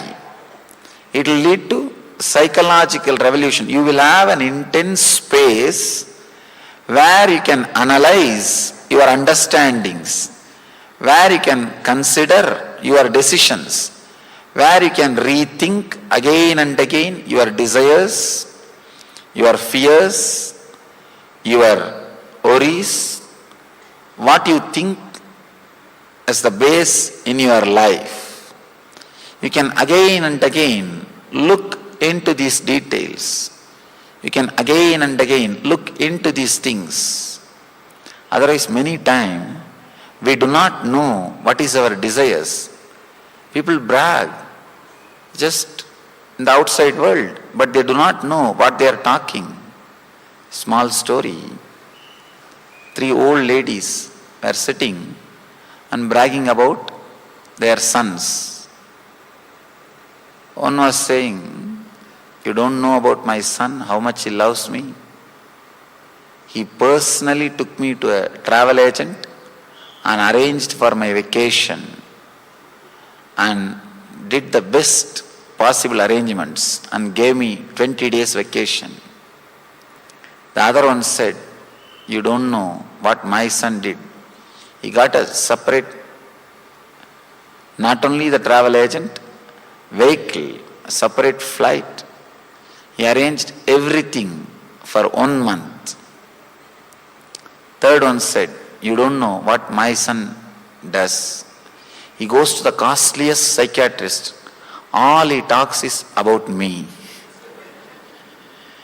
Many times, what you think as life, about what you brag, may not be exactly what you need, may not be exactly contributing to you, may not be exactly adding to you. So in the initial level, taking up a technique which can awaken, which can help the psychological revolution in you is the best way to start. When meditation, here and now. Neither the age can be the reason to postpone the meditation, nor the time. Sometimes people tell, should I meditate in morning? Should I meditate in the evening? I always tell people, meditation should become quality of your life. There are 3 kinds of meditation. One, it's a kind of a truth or bringing your awareness to the life. That is supposed to be done 24 hours. Techniques like Vipassana are bringing your awareness to the present moment. 24 hours. It is not a part of your routine. It should become quality of your routine. There are other kinds of techniques for which you need to spend particular time, like a morning 1 hour or evening 1 hour or some specific time. There are some meditation techniques which needs to be done whole day. There are some particular time. There are some other techniques. You neither need to do whole day nor need to spend separate time. Just very remembrance is enough. There are some great truths. When you are really in that matured state, you don't need a separate technique. You don't need to practice whole day or in particular time. Just very remembrance, you will be in that state. you will be in that state. You will be experiencing the truth. In Zen, there are some beautiful koans. Just very remembrance, you will be transported to that zone. There's a very beautiful story in Upanishad. Disciple comes to the master and asks for technique or a method for enlightenment. Master says, Tattvamasi, Tattvamasi, Tattvamasi, that art thou, you are the truth. And the story says, disciple became enlightened. Very strange story. Just master repeats few words and disciple is enlightened. How can it happen? How is it possible? Looks too much. If we have done the two different techniques, means the techniques which needs to be done whole day and the techniques which needs to be done in a particular time, that very maturity will lead you to the level, the moment you listen, you will start experiencing it. You will start experiencing it. When, why, what, now how. There are so many different techniques. Somebody asked me the other day, why you have so many gods, so many methods, so many techniques? I told them, in the West, why do you have so many cars? They asked me this question in the West. I told them, why you have so many cars? Because you spent so much of energy in doing research and development in the comfort level, about the luxury. So much of time and energy has been spent to develop the comfort and luxury. That is the reason you have so many luxurious things, so many cars. Same way, in the East, we spend so much of time in thinking and doing research and development how to raise the consciousness. Because we have done so much of research and development, we have so many methods, so many techniques, so many gods, so many paths. All those things are available to us because we have done so much of research and development.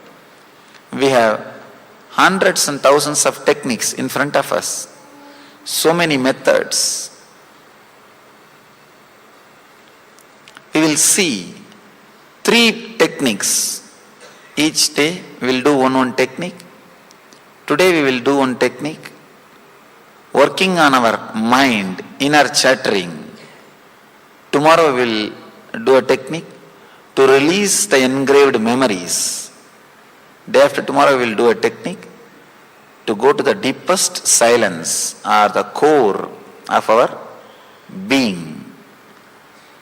When, why, how, what?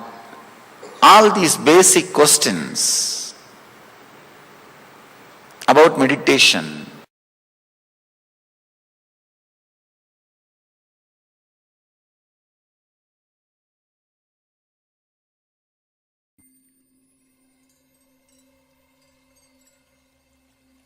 I welcome you all with my love and respect. Let you all open all your 3 eyes. Om Nithyananda Paramashivoham.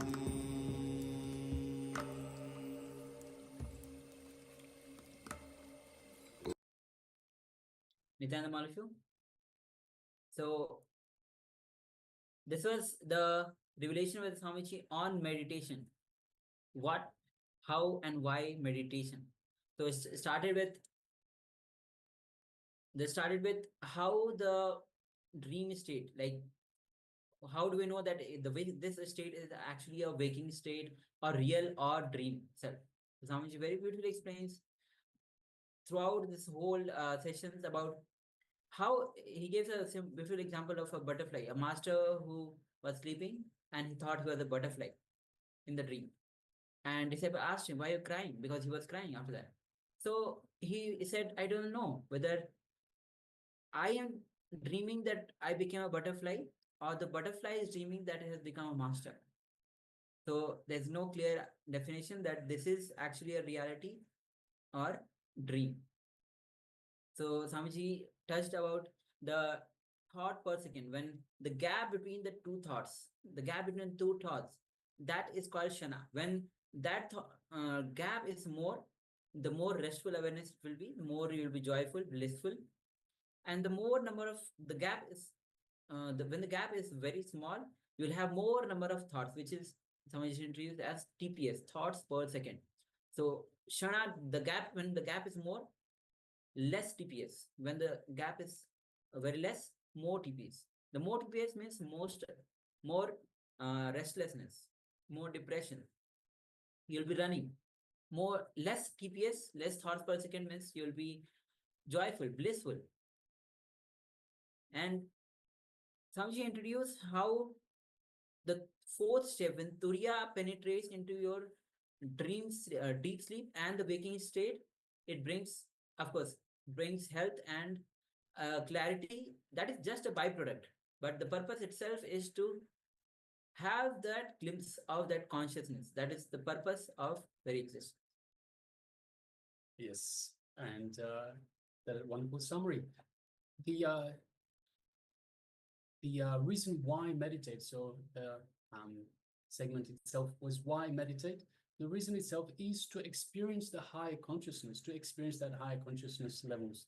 And Swamiji, as Maharaj just touched on it, Swamiji very beautifully said, if we touch that fourth state, the Turiya state, just once in our life, that is enough. That is the reason, that is the aim that we strive towards. So in terms of meditation, we try to reach that Turiya state, that fourth state. So it doesn't even have a name. It is the fourth state, the state with no I, but with awareness.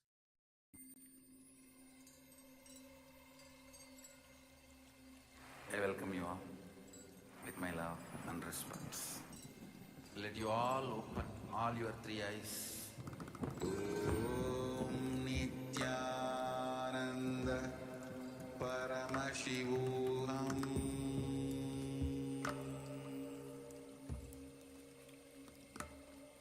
Om Nithyananda Paramashivoham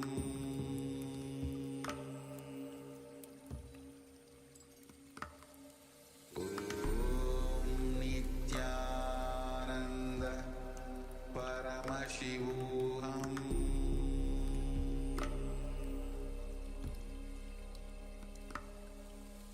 Om Nithyananda Paramashivoham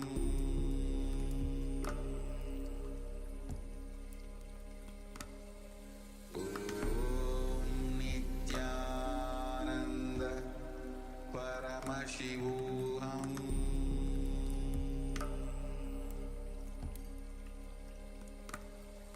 Om Nithyananda Paramashivoham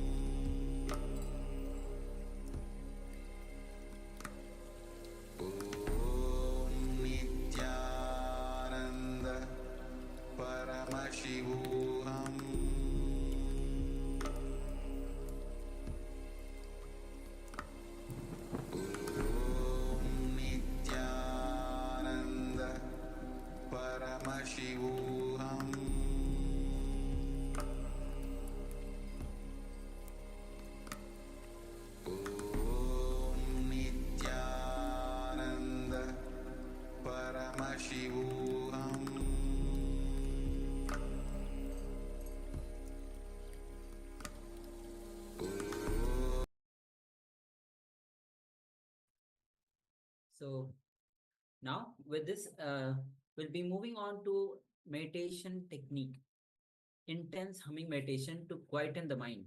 Understand? As Swamiji already revealed that the more the thoughts, more restless you'll be.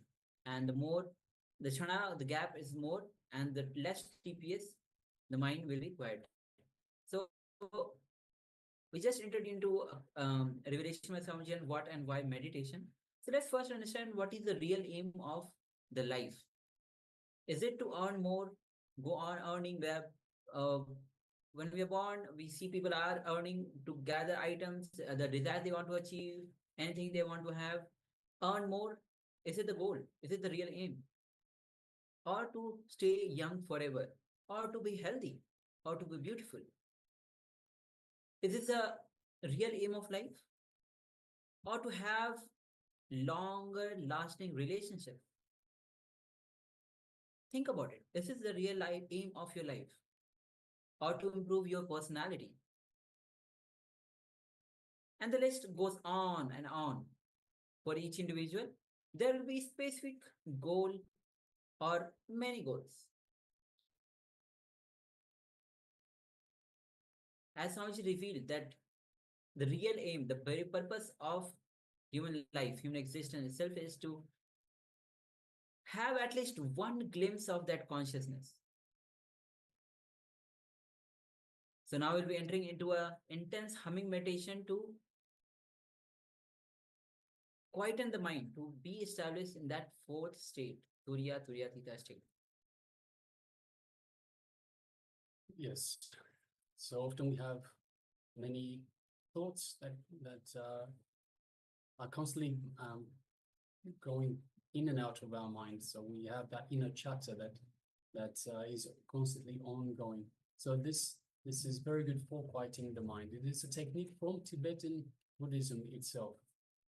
So let us start preparing for this. It is we'll take you through three steps. So first of all, sit in Vajrasana. So which means sit on your knees. So if you can, go ahead and sit in Vajrasana. So sit on your knees. So kneel down and lean backwards with your buttocks onto the heels of your feet. If you can't sit comfortably in Vajrasana, so in this posture, then you can sit in a chair as well. The important bit here is to be comfortable. But of course, if it's at all possible, Vajrasana is a preferred position. But sit with your head, neck, and spine in a straight line. So first of all, sit in Vajrasana. If you can't, you can sit on a chair, but have your head, back, and spine in a straight line. Next, let us close our eyes. So when we close our eyes, not just the eyelids, after closing our eyes, let us stop allowing the eye movements or the visions to occur in your mind. See, once the eyes, even though the eyes are closed, they still move around, and that causes the visions, the visualizations in your mind. So we need to stop that as well. So we need to quieten the visualizations as well. So not just close the eyes, but also quieten the visualizations, the visions in your mind. So you'll find that if you just put a little bit of pressure on your eyeballs, just mentally, just through the mind, just mentally, if you just give a little pressure, you will see that the movement of the eyes themselves will stop. And step 3 is intense humming. So we'll be doing this for a few minutes. Intense humming from the navel center. So just below your navel is just about 2 finger widths below the navel is your navel center. Understand the intense humming will stop the thinking flow, will stop the thinking, the thoughts. So you cannot hum and think at the same time. It is breaking this flow of thoughts. So the idea is we visualize that the humming itself comes from the navel center. So once again, 2 finger widths below the navel. And when we hum, let us hum through the closed lips. So we have the lips close together, and it's not a hum sound, and it's not an om sound. It's a So through the mouth, through the lips being closed. So we make the sound with the lips closed tightly, so we don't allow for the air to come hum out through the mouth itself. And let us hum as loud, and let us breathe in as deep as possible. And so we hum as loud, as deep, and as long as possible. So if I can just give a demonstration.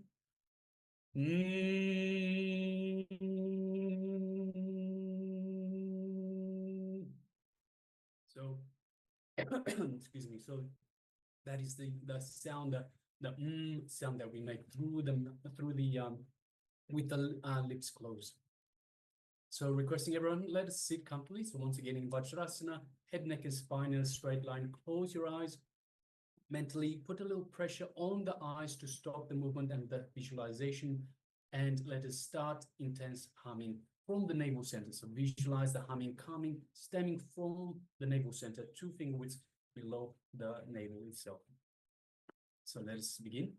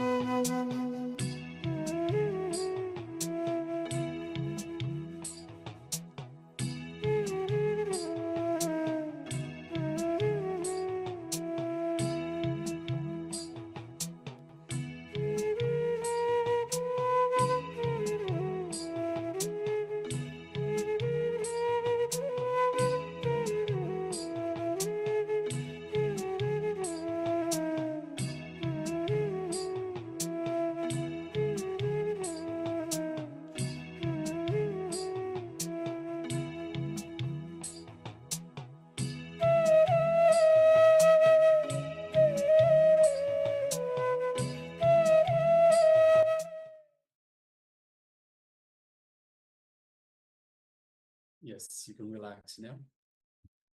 So this is a wonderful technique to quieten the mind, quieten the inner chatter that happens within ourselves. How many of you have found, like, tell us, share with us in the chat box how you felt after performing this meditation technique. So it quietens the mind, and not only that, but when the mind is quiet, you'll find there's a lot less restlessness. So you find yourself calm and collected and relaxed, and just simply because there's little action in the mind itself. There's nothing to be see, a lot of times this inner chatter has to do with worries, has to do with us thinking about the future, thinking about the past. I should have done this, or thinking in terms of the future. Hey, what am I going to do in terms of that? This builds restlessness in your body. So naturally, when you quieten the mind, you also quieten the restlessness, and you come to a space of relaxed being.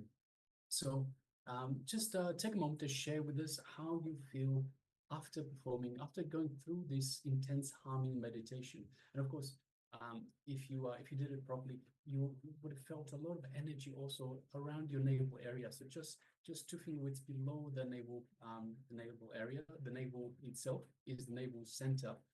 So just take a moment and feel the area, feel the whole energy of your body, and let us know how you feel after performing this meditation.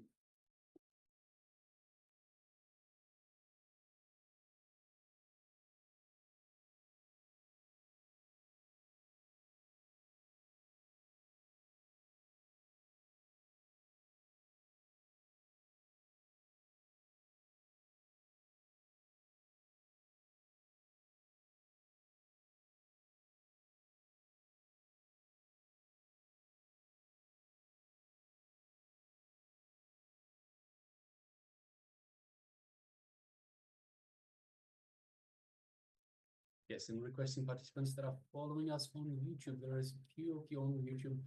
You can also let us know. So let us know in the chat for the YouTube how you felt after doing this wonderful humming meditation.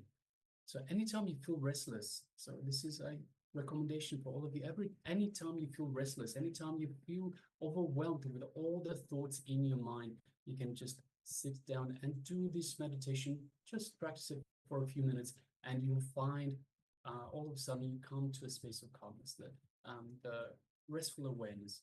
So if you have done this meditation just now, just take a moment to share with us how you felt, how you experienced, what you experience now after doing this very wonderful meditation. It's a very simple yet powerful meditation to quieten the mind. And the moment you practice, as Swamiji already mentioned, this meditation is not only it brings you physical and mental health. Of course, these are the byproduct of the meditation itself. The real purpose is to establish in the consciousness, have that at least one glimpse of that consciousness, which is the very purpose of human existence. And the more and more you enter into this meditation to quieten the mind, thoughts per second reduces a lot. When the thought per second reduces, so much of pains, depression, thoughts, understand these these are just the shaft which does not exist. These are just the memory which comes back again and again. So the moment you enter into this meditation again and again, it reduces the thoughts per second, and it brings a restful awareness within you. All right, so if you're still sharing, continue to do so. Meanwhile, let us move forward to the next segment in our program for today, which is a Q&A on meditation. Yes.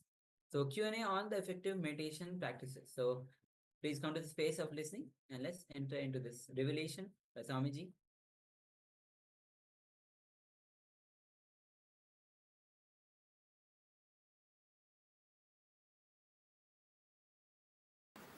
I'll try to say a few words about these FAQs, frequently asked questions.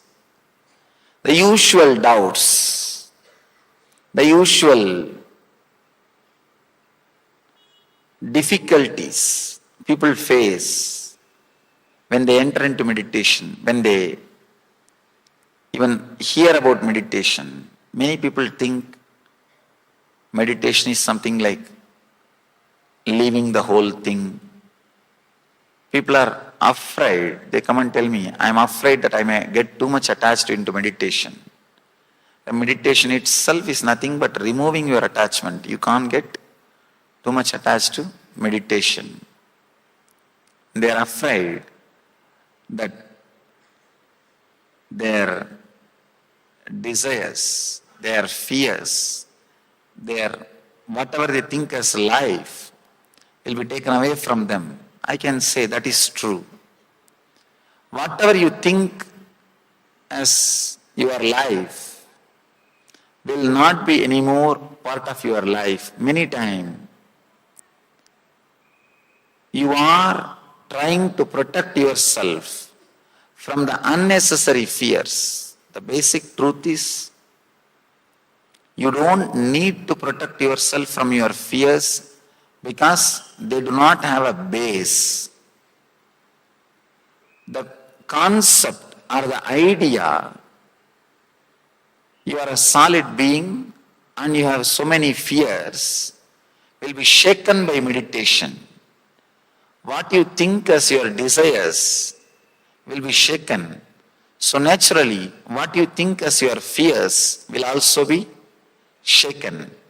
The fear and desire and worry, whatever you think as your own, everything will start going through a big change. There will be big psychological revolution. There will be practically a new birth. Your software will have new quality. I can say it's like a changing the software, changing the inner software.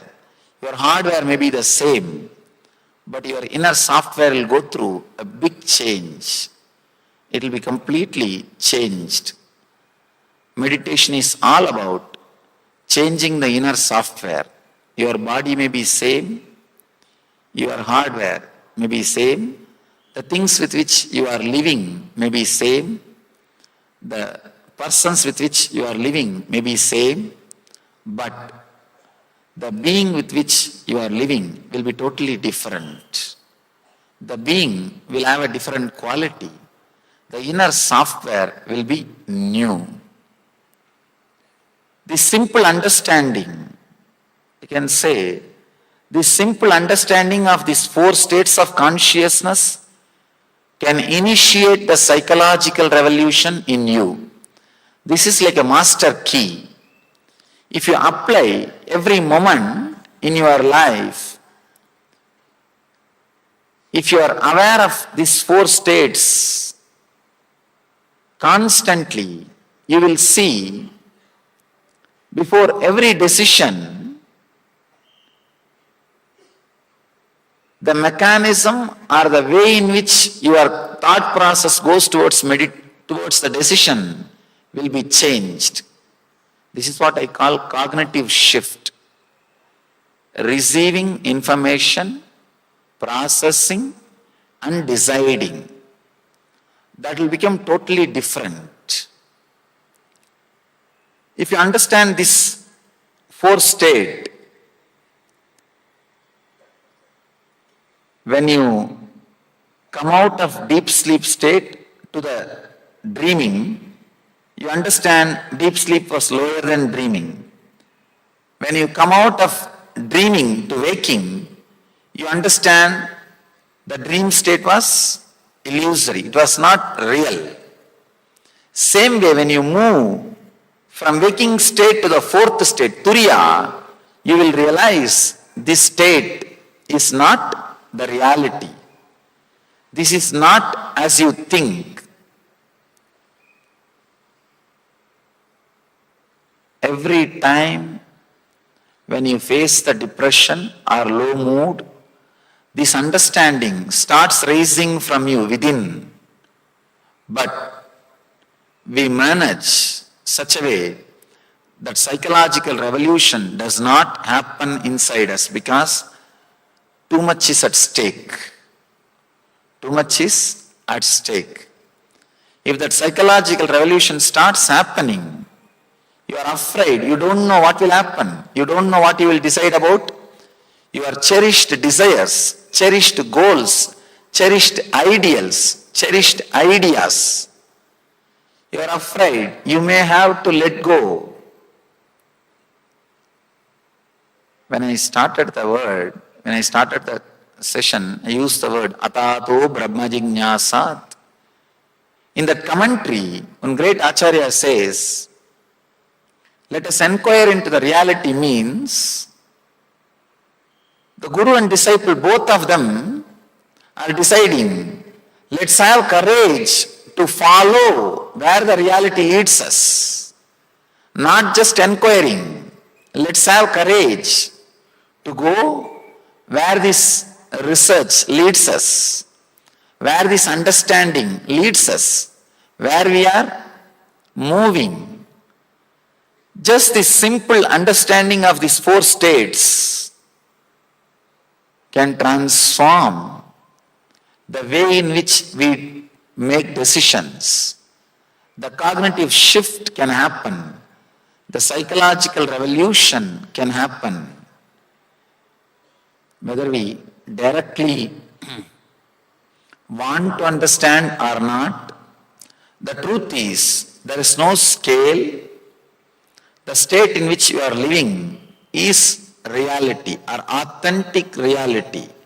Because when you come out of dream, you say that is illusory. When you go into the dream, this seems like illusion. When you reach the fourth state, only then you will realize this, not only the dream state, even the waking state, so-called waking state is also an illusion. Again, the moment we hear the word illusion, we are afraid, we get frightened, we feel.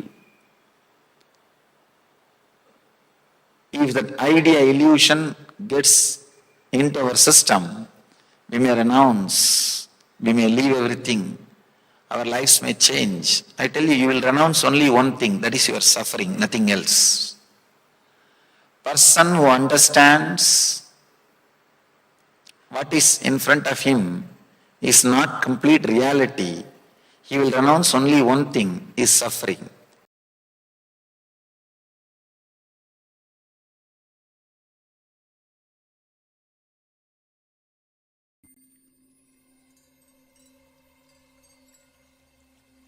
I welcome you all with my love and respect. Let you all open all your three eyes. Om Nithyananda Paramashivoham.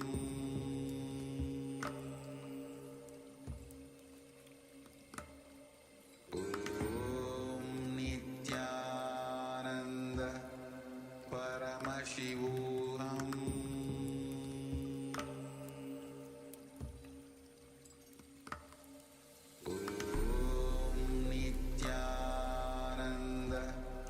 Paramashivoham.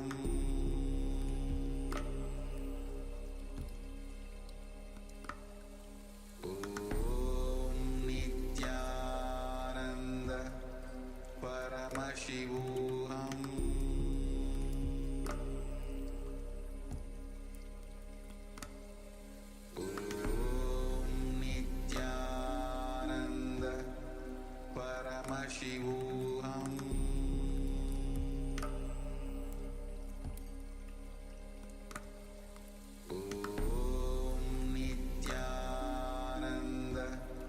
Paramashivoham.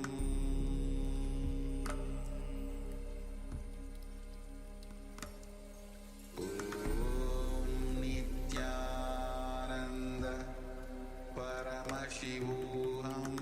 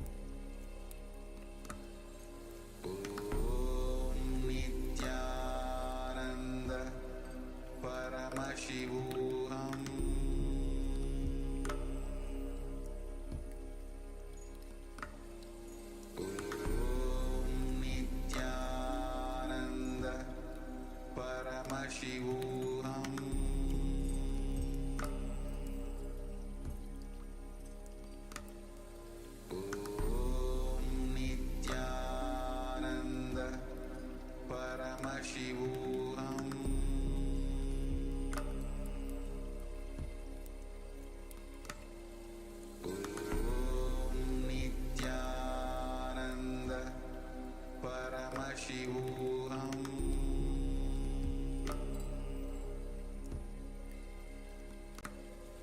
Om Nithyananda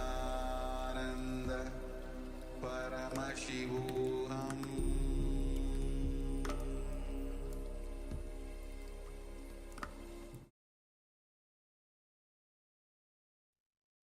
Yes. Welcome back. So that was a very short but powerful questions and answers segment from the Supreme Pontiff of Hinduism, answering the questions from past participants on why meditate, on the different ways to meditate and different benefits. So let us now move on to the next segment in our program for today, and that is power manifestation. And today's power is the power of thought current scanning. So scanning the thought current of another being.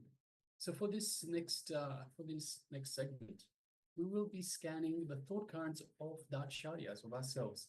So yourselves, the participants, will be connecting to Swamiji and asking Swamiji to scan our thoughts and tell us the image that we are looking at. So we'll be looking at an image, thinking about the image, and through the power of thought current scanning, you will be identifying details about that very image. So are you guys ready? Yes, requesting everyone to join us on camera. Ma Nithya Agora Surupini, Ma Kaili Wang, Ma Ko Jiao Lan, Yu Win, and Ma Preya. Join for the power manifestation. Let's manifest this power of thought current scanning. And also participants that are following us on YouTube, you can also take part in this. So don't think that because you're on one way on YouTube, you can't take part. You can definitely take part.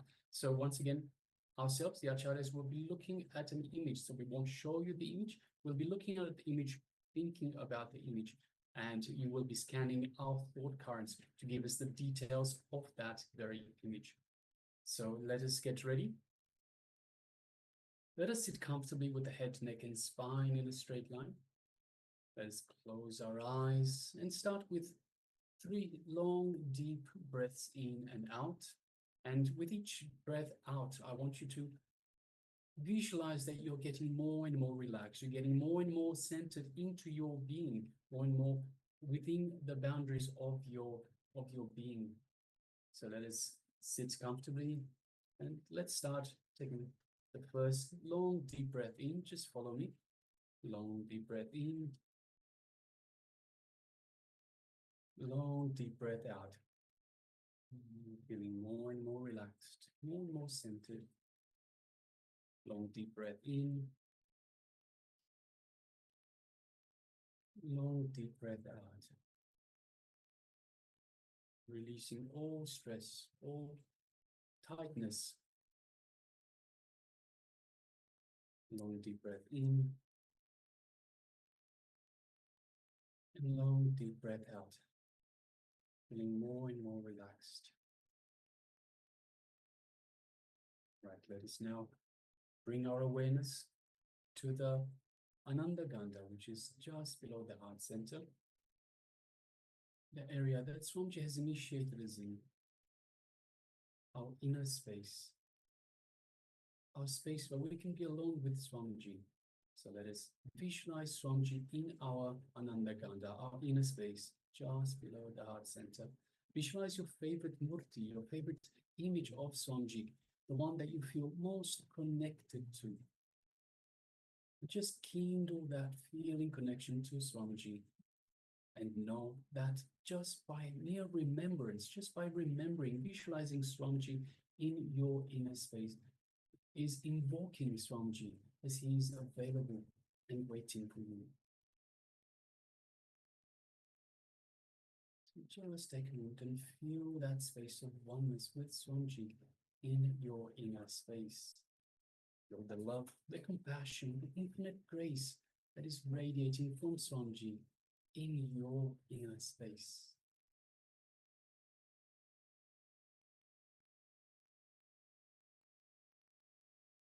So visualize just you and Swamiji in your inner space. Now let us move our awareness to the third eye, just between the eyebrows, the Anya chakra. And just gently through the third eye, let us look into Swamiji's third eye. So visualize Swamiji in front of you and gently, like you would look at a flower, just gaze through the third eye into Swamiji's third eye. As you do so, you feel an energetic connection from Swamiji's third eye to your third eye. Feel this connection, this energy in your third eye, as Swamiji is awakening and energizing your Anya chakra, your third eye, the area between your eyebrows. Just take a moment and feel all of that.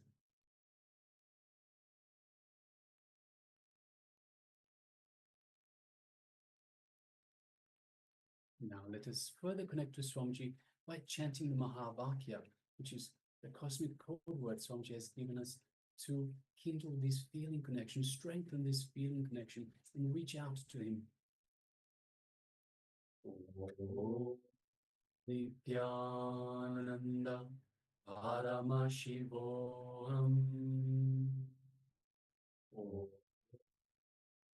Nithyananda Paramashivoham. Nithyananda Paramashivoham. Yes, continue chanting the Mahavakya and let us start manifesting this power of thought current scanning as ourselves, the Acharyas, are already looking at the image, thinking about the image. So let us begin.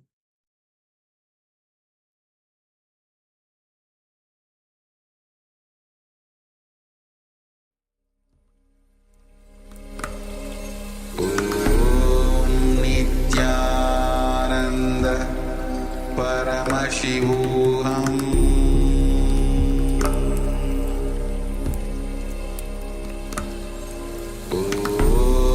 Nithyananda Paramashivoham. Nithyananda Paramashivoham. Nithyananda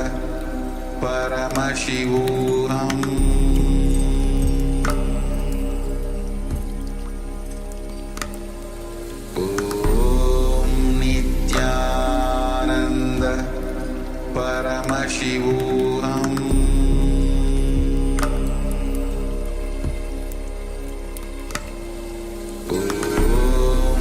Nithyananda Paramashivoham. Nithyananda Paramashivoham.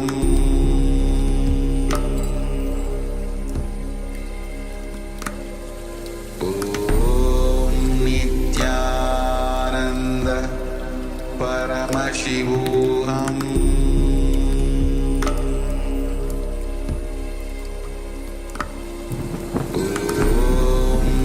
Nithyananda Paramashivoham.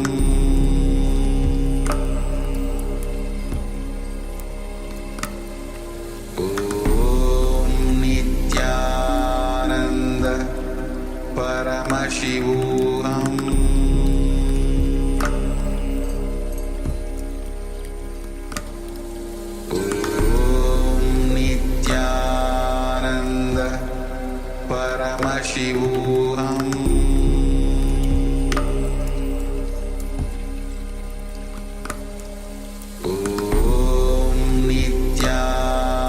Nithyananda Paramashivoham.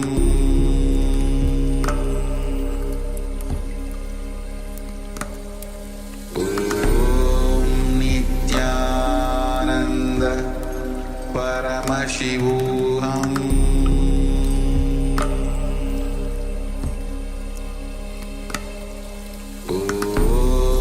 Nithyananda Paramashivoham.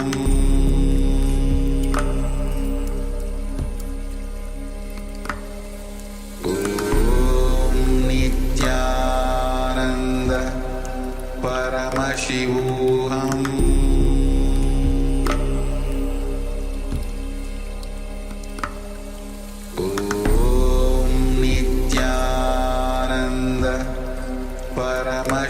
Paramashivoham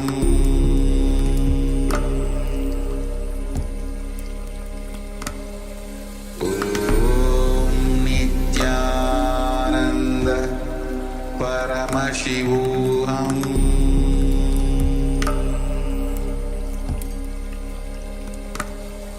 Om Nithyananda Paramashivoham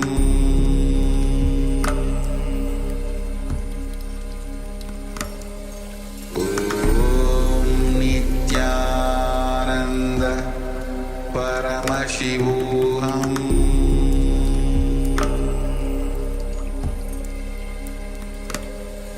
Om Nithyananda Paramashivoham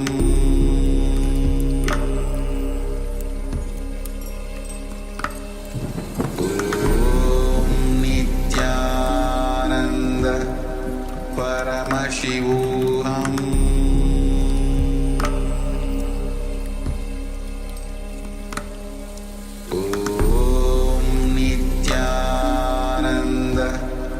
Paramashivoham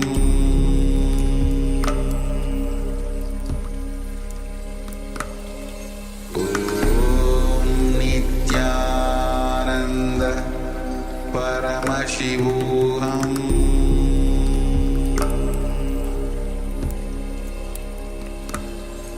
Om Nithyananda Paramashivoham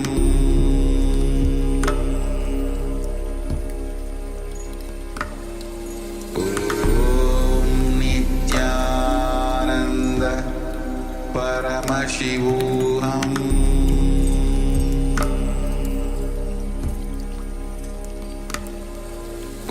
Om Nithyananda Paramashivoham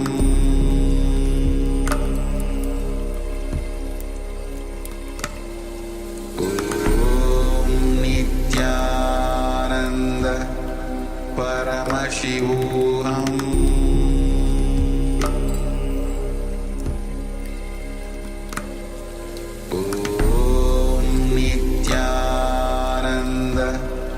Paramashivoham Om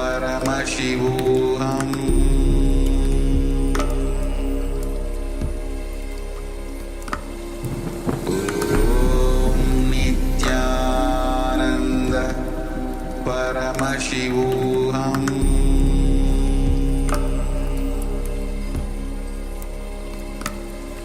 Om Nithyananda Paramashivoham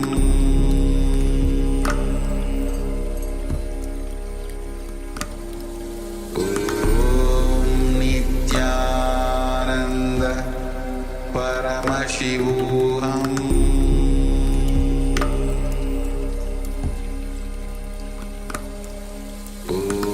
Om Nithyananda Paramashivoham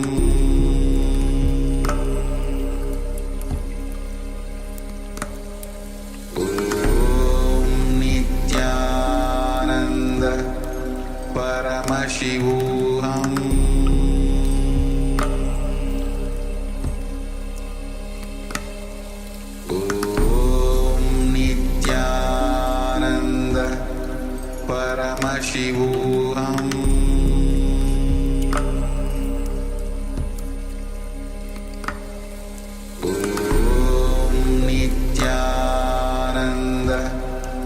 Paramashivoham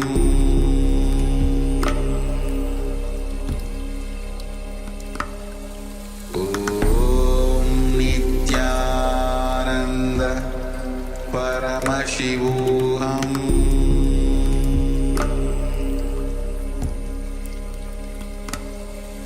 Om Nithyananda Paramashivoham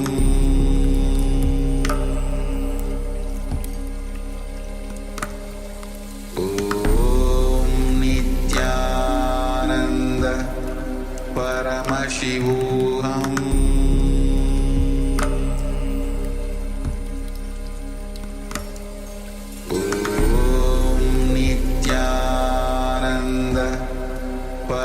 Paramashivoham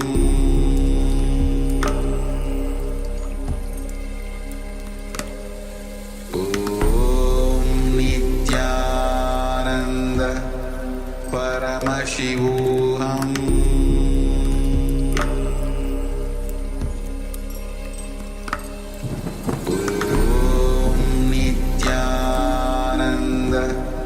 Paramashivoham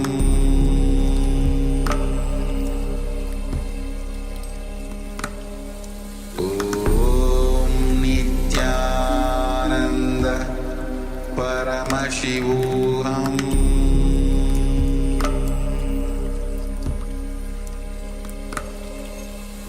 Om Nithyananda Paramashivoham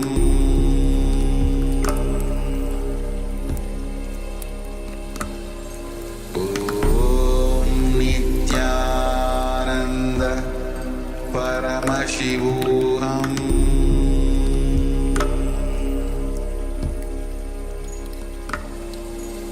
Om Nithyananda Paramashivoham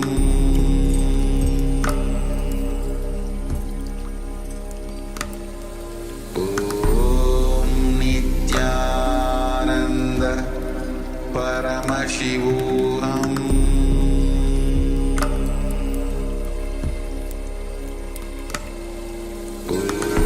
Om Nithyananda Paramashivoham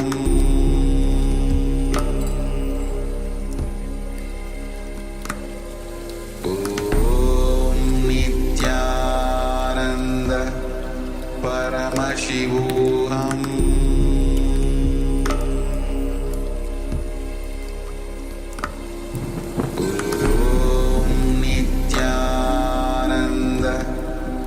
Paramashivoham Paramashivoham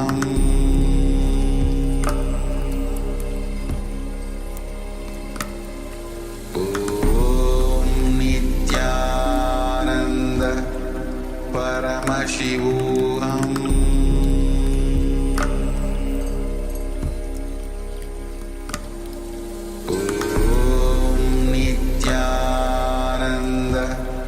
Paramashivoham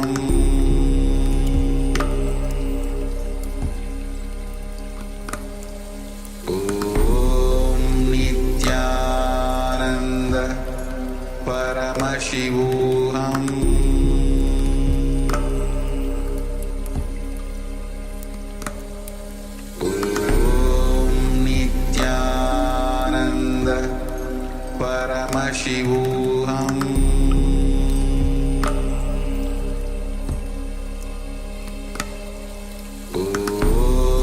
Nithyananda Paramashivoham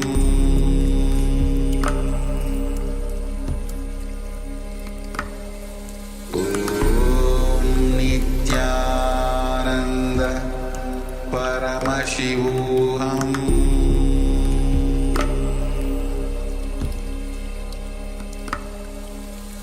Om Nithyananda Paramashivoham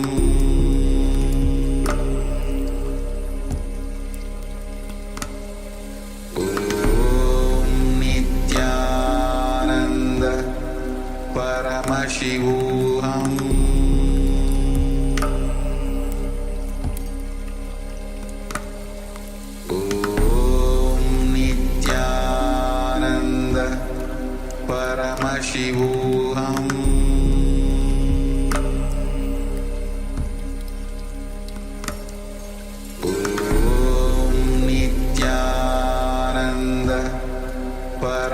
Paramashivoham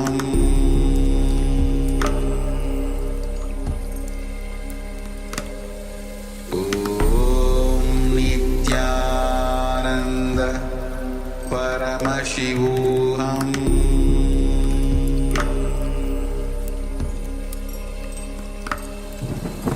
Om Nithyananda Paramashivoham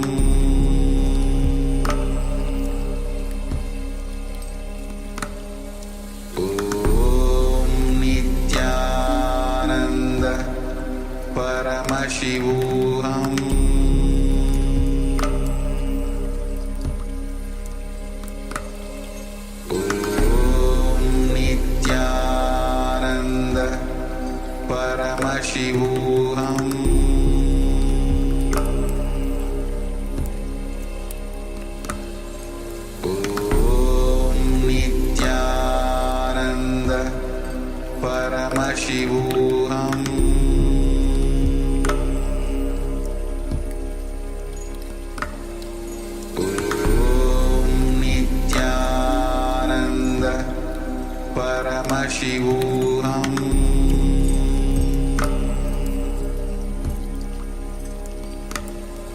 Om Nithyananda Paramashivoham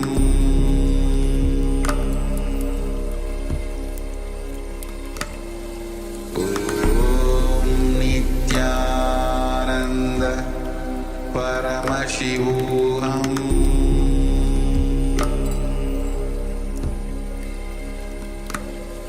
Om Nithyananda Paramashivoham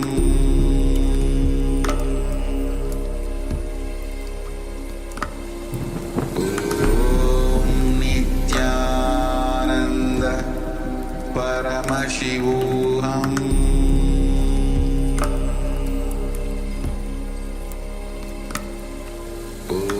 Om Nithyananda Paramashivoham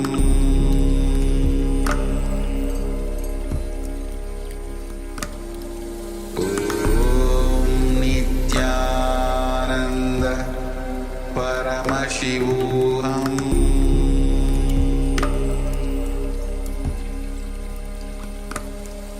Om Nithyananda Paramashivoham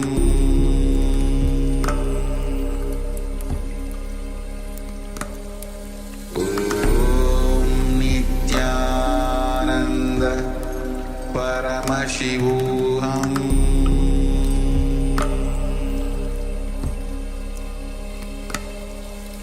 Om Nithyananda Paramashivoham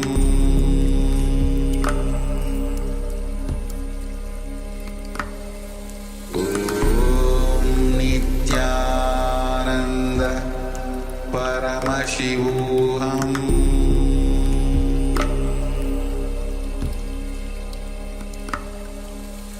Om Nithyananda Paramashivoham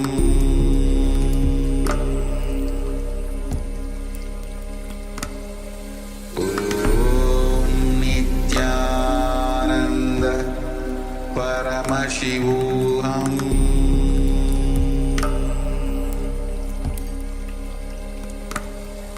Om Nithyananda Paramashivoham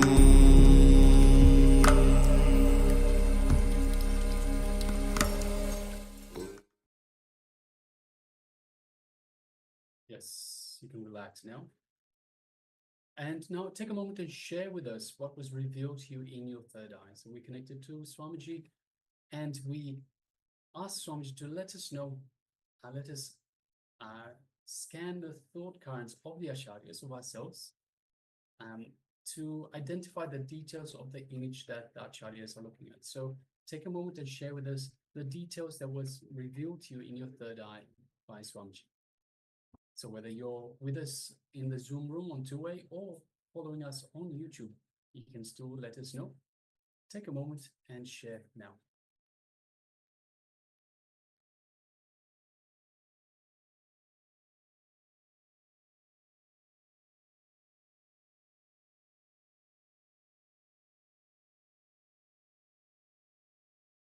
Yes, we have one sharing from Kailas's Fatima Florence that says Acharya has the image of a tree. Yes, thank you very much for sharing, ma'am.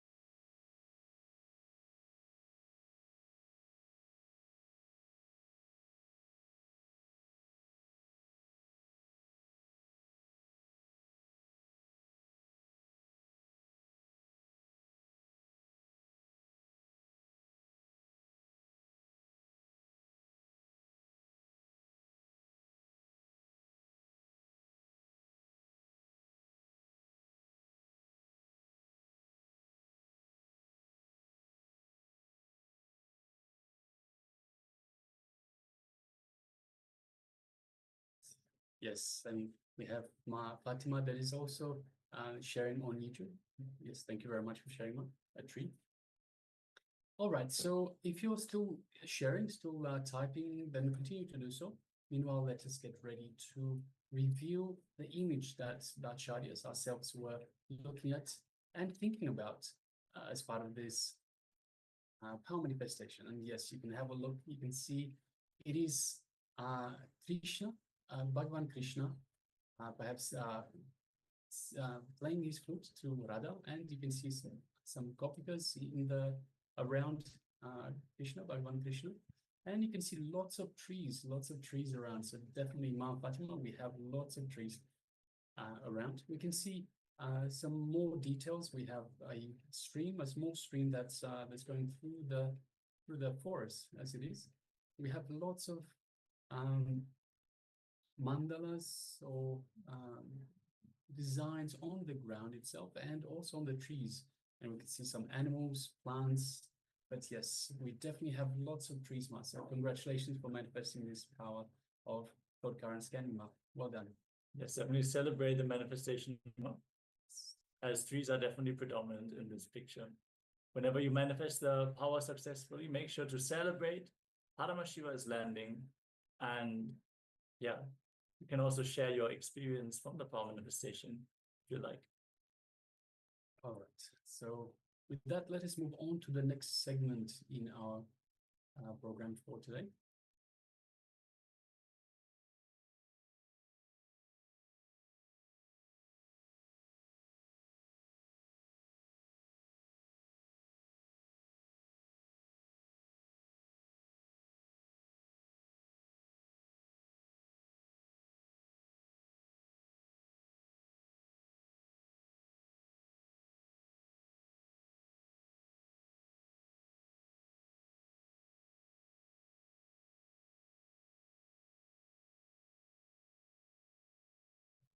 Yes, sorry for the technical glitch. We'll be moving on to the next segment very shortly. Meanwhile, it is important to understand that all power manifestations manifest from the space of oneness with Swamiji, from the space of oneness with the divine. So it is in our inner space, we connect to the divine, we connect to Swamiji, and it is through Swamiji that the powers manifest. See, we are Paramashiva. It is the powers of Paramashiva that manifest in us, that we manifest because we are Paramashiva. We are the microcosm in the macrocosm. So we are, in a way, a hologram of the whole. However, because of our ego, because of our false self, we don't understand, we don't fully cognize that we are Paramashiva. So because of that, we have we require some way of having access to these powers of Paramashiva, and that is where Swamiji comes in and guides us. So that is what a guru is guiding us from darkness into the light, from the darkness of ourselves into the light of our true self. So yes, so it is important once again to kindle this feeling connection, this connection to Swamiji, in order to manifest these powers. It is through this that they manifest. And in fact, it is also very important that we unclutch from the mind, because the mind is of the false self, is of the ego, and it is in fact just getting in the way. So the mind, the logic has nothing to do with power manifestations. So we must understand this. This is why we unclutch. So at the start of power manifestations, we'll generally unclutch. We'll try to bring ourselves into the space of restful awareness, the space between thoughts. So unclutching is a technique in which we just observe the thoughts, and we observe what is happening, but we don't get involved in it. We don't try to entangle with the thoughts and the disturbances that are being generated. So just by becoming a witness, the thoughts come up, we witness them, they will go back down. This way we don't get involved. And the more and more we practice this unclutching, the more the length, the distance between two thoughts becomes wider and wider. And this is where we find this restful awareness. This is where we find this oneness with Swamiji, oneness with the divine. This is where we find our true self, which is the divine self. So yes, Swamiji beautifully tells us that we are spiritual beings having a human experience, not vice versa. So we're definitely not human beings having a spiritual existence. We are spiritual beings, divine beings having a human existence, a human experience, and that is all it is.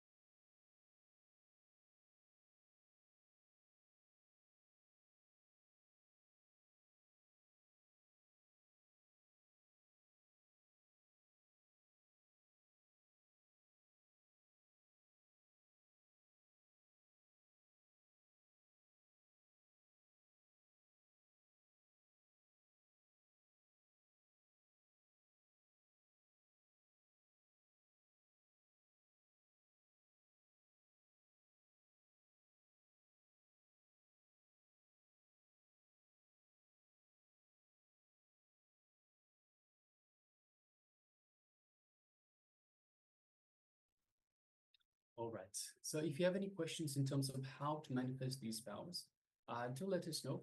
You can let us know in the chat box. And in fact, if you have any questions at all, so anything in terms of today's program, anything in terms of the meditation, anything in terms of everything that you have seen so far in the program itself, it is only second day, but it is very important to understand the way the program is structured. So everything is structured like a layer. It builds on top of each other. So this way, the information is very important to have the information in the previous sessions, such that you can structure, you can build the right knowledge. And so it's in a way similar to the way you will build a house. You always have a solid structure, and from that solid structure, foundation, you can build brick by brick by brick. So in this way, you need that solid foundation to make sure there are no gaps in between your knowledge as we go forward. So please, requesting everyone to please, if you have any questions at all, not just now, but any part during the program itself, any time at all, please stop us and say, hey, I need more information. Hey, I need clarification on this, and we will provide it for you. This is what we are here for. So please make sure that you stop us and say, hey, tell me more on this, so that we fill those gaps. We fill those gaps so you have a solid structure, solid foundation to build your knowledge from. And also requesting participants, please make sure that you have a pen and paper handy with you at all times. So even just today, we have gone through so much information. We have gone through so many details that Swamiji has revealed to us, so many powerful cognitions, powerful clicks that you would have gotten. Please make sure you write these down. You have to write these down and have a look at it again and again over time to make sure they stay fresh in your mind. If you just listen and let it go, it will go out of your mind. So it won't be at the forefront of your mind, and you would have forgotten it. But if you write it down and review it every once in a while, then it becomes part of your life. You have a chance to make it part of your daily practice. So every powerful click that you get, anything that you go, so that's how it works, please write it down. Yes, and as Swamiji has given us the introduction to meditation, we are going to now enter into the next segment, where Swamiji is going to go into even more detail. We're going to learn about effective meditation practices. So we're going to learn what works, what doesn't work, how should we approach meditation. So requesting everyone to settle down, and let's listen to the cosmic truths directly from Swamiji.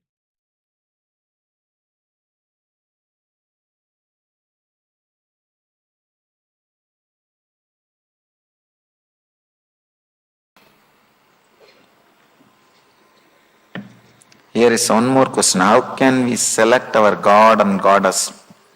We are confused because more deities in our tradition. I always tell people,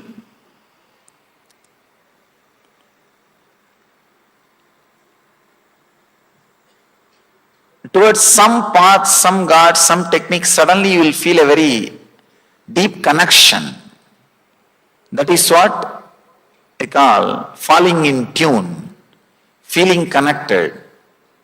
If you feel connected to some path, choose that path or that God or that deity. If you don't feel connected to any one thing particularly, do not choose anything. Continue your seeking. Continue your seeking. Let the seeking become your God. Seeking can become your God. Let the seeking become your Ishta Devata. No need for particular Devata.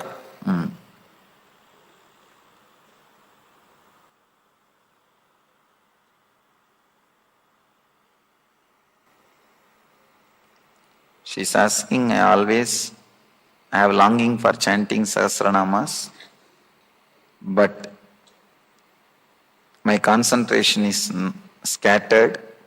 How can I concentrate on all the slokas? This is another big problem. Sometime you will enjoy some stotras and chanting. Then you start deciding, oh, such a ecstasy and bliss and joy. I should have this always. Let me start chanting every day. No. You missed the whole thing. The moment you decide, let me chant every day, you created a routine. Understand? Bliss happens to you when you are in choicelessness. The moment you choose the bliss, you have chosen suffering. Because all choice, including choosing bliss, is choosing suffering. Because choice is suffering, choicelessness is bliss. The moment you choose, now I am going to do every day this, you made that as a routine. I have seen people chanting Sahasranama. They will start with full speed. Vishwam Vishnur Vashatkaro Bhuta Bhavya Bhavat Prabhu. After 2 pages, no, speed will increase. After 3 pages, I have seen, they will be just seeing the number continuously. Oh, still 700 is there, still 300 is there, still 400 is there, still 100 is there. I always tell people, do not bother about completing this 1,000 names and all. Take up a book. God is not sitting there and counting like a bank balance. Have you done all 1,000 names? Forget about it. No. Just sit with a real beautiful mood, with a very loving way. If you can chant even 5-6 names, perfectly all right, okay. That's enough. The moment you feel bored, close the book and stop it and say namaskar and move. Do not do chanting or puja when you don't feel connected, when you don't feel the joy. If you are doing it without feeling the joy, you are abusing it. Chanting some mantra, chanting some sloka without feeling joyful, without being in ecstasy, is naturally abusing. Here you are saying your concentration is scattered. It means what? You are not enjoying. The moment you feel you don't enjoy, relax, stop. No need. No need. Do not do it for the sake of accounts.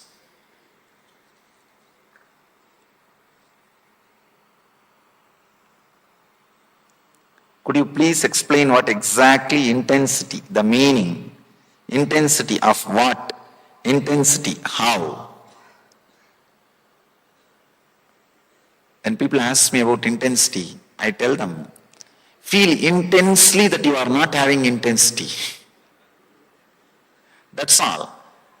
Just feel, see, usually we feel that terrible restlessness towards the outer world.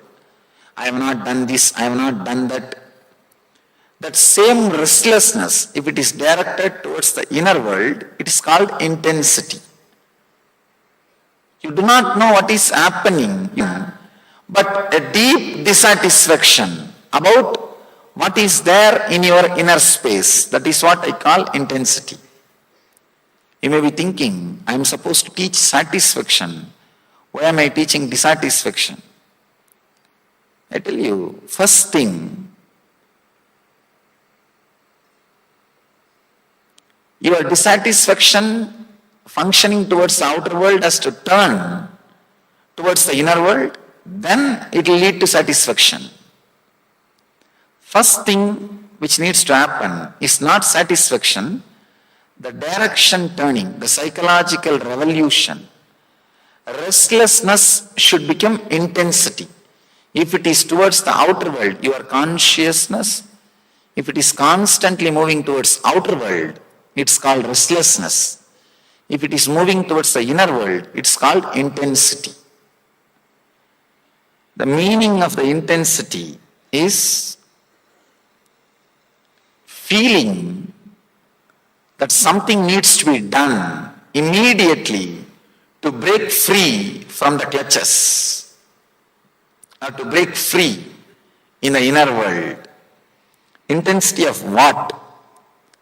Do not bother about what. It should become quality. Anything you do, if you touch something or somebody or some object, let the intensity be there even in the touch. If you are talking, let the intensity be there. In everything, in your relationships, in your decisions, in your memory, in your thinking, in your desires, even in your fears, let you be intense without escaping from this moment. That is what I call intensity. You are saying how. If I give the method how, the whole intensity will be lost. Intensity will increase when you have the desire but not technique. That's the right way to develop intensity. The moment a technique is given, your mind will start working around the technique. Technique sometimes gives an escape, gives a method to escape for your mind. Your mind will start saying, oh, I have done the technique, that's all, that much only maximum can be done. Nothing else needs to be done. That's why in Ayurveda, when we give medicines, we say this medicine is not enough. Whole day you need to work with this medicine, means whole day you need to be intense, telling your body and mind to heal itself. Technique is not like allopathy medicine. You will swallow and forget about everything. You will say this much only can be done, what else to do? That's all, I have done what I can do. No. Sometimes the desire should be awakened. The desire or seeking should be awakened towards the inner world, and the person should not use any technique. Only then that seeking will start radiating in every action. The technique should not curtail or stop your seeking, reduce your seeking. It should deepen your seeking.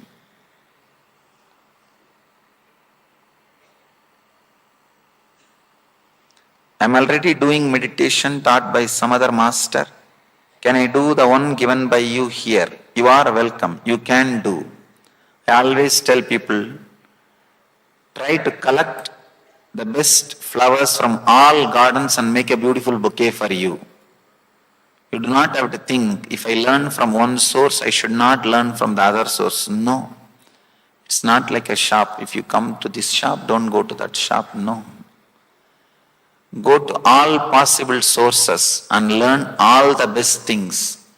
Pluck all the best flowers and make a beautiful garland for you. I always tell people, your ego is such, it cannot be broken by one master. Now you need so many blows from so many different directions and so many methods from so many different sources. So do not think, if I learn from one source, I shouldn't learn from other source. No, learn from all possible sources and raise yourself. Should we focus on ourselves while doing action or merge completely in action? Which one leads to meditation? First thing, you cannot completely merge yourself in action, in inaction. Because once the tamas, lethargic energy in you is exhausted, you see, your body is made out of rajas, tamas and sattva. 33% peace, silence, intelligent energy. 33% restless, very aggressive energy. 33% lethargic, very sleepy, low, kind of a resting energy.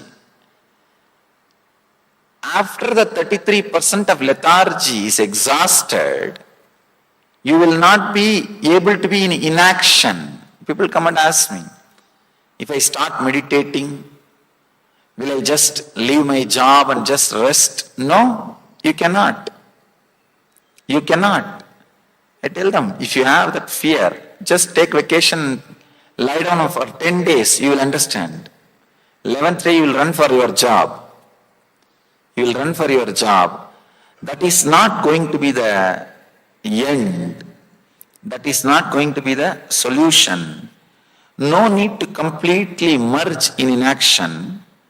I can tell you, neither you need to bother about action nor you need to bother about inaction. All you need to bother about psychological revolution.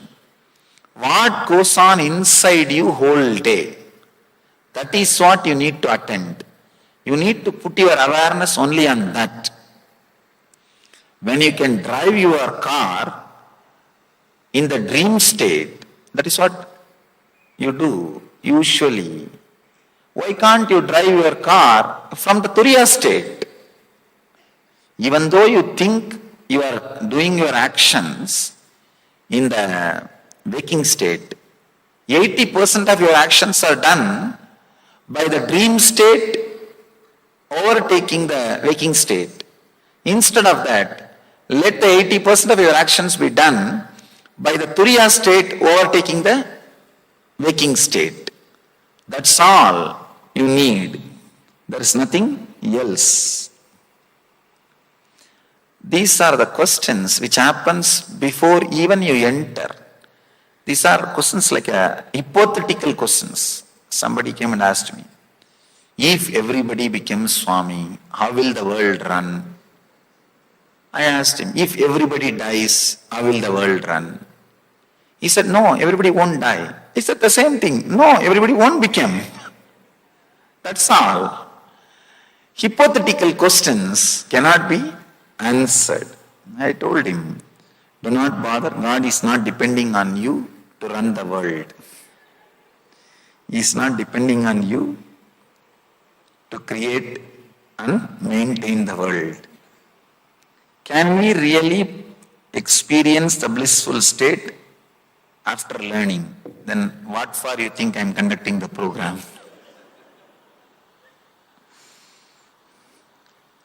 He is asking, can we really experience the blissful state after learning these meditation techniques? Then what do you think I am sitting and doing here?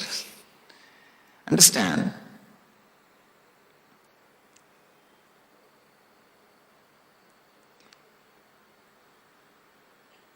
Person who creates a formula to reproduce the experiences of the outer world is a scientist.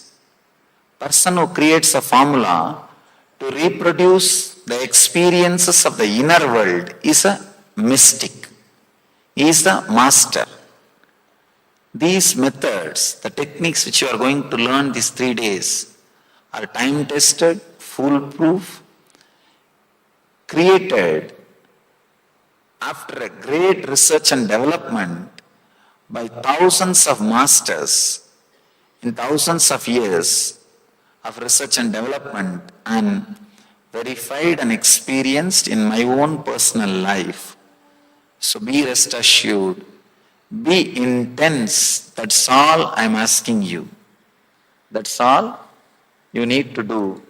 Nothing else. Just be intense. You will see, you will experience what has happened in my very inner space, in your inner space. Is the psychological revolution you refer to is Sankhya Yoga, Sankhya knowledge of self, Yoga renunciation of the fruits of actions.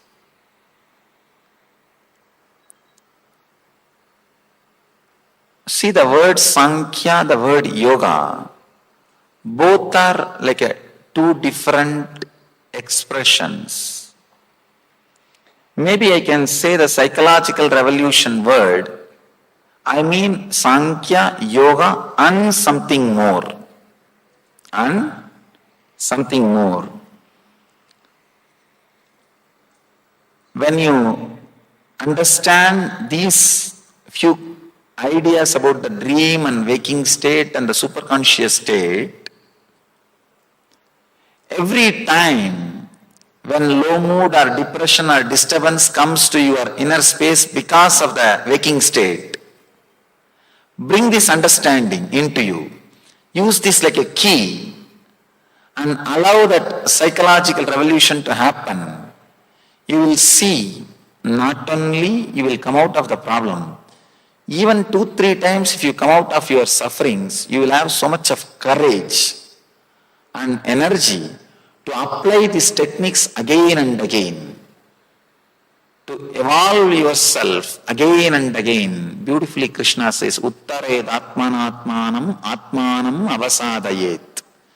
Let you raise yourself by yourself. If you raise yourself by yourself, you are the best friend for you. If you don't raise yourself by yourself, you are the worst enemy for you. So, I can say the word psychological revolution which I am uttering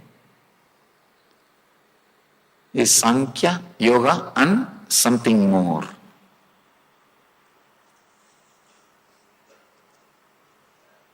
I have learnt Vipassana, but I am unable to practice it effectively. Not sure why. Is it that I am doing it wrong? Is it a wrong technique for me? Neither you are doing it wrong, nor it is wrong technique for you. The when means the time you learned is wrong. First, you should have learned the psychological revolution, clarity about you, world and God. Then technique should have been added to you. Without the clarity, if the technique is directly added, it leads to boredom, dullness, and naturally you drop the technique. I always tell people, any study, any journey you undertake, any book you start reading, even if you don't understand single word, do not skip. If you don't understand single word and skip, slowly you will see that words which you did not understand will become more and more like a load, and your very interest in further reading will disappear. Same way, in the inner journey, without going through the psychological revolution means without going through the understanding, if you just jump, skip the understandings and enter into the meditation technique, this is the problem. Even when I speak and explain the concepts, I have seen many people thinking and sitting, it's okay, what all you are telling, it's okay, Swamiji, let's go to the technique, Swamiji. I have seen people telling me, I understand, Swamiji, let's go to the technique. They think they are very intelligent. They think straight away technique can help. Technique is not allopathy pill. You need an understanding before, because the understanding starts the churning. Understanding starts the churning. Then technique is like addition for the alchemy process. When meditating, lots of negative thought arose. Whether it will come to reality, don't bother about it's coming to the reality. You are not that powerful, fortunately. Fortunately, we are not that powerful to project our thoughts into reality. Then we would have created long before worst hell than what we are having now. Fortunately, God did not give so much of energy to us to project our thoughts into reality. If sometime your thoughts have become reality, if you are seeing your dream or thoughts becoming reality, do not use that power.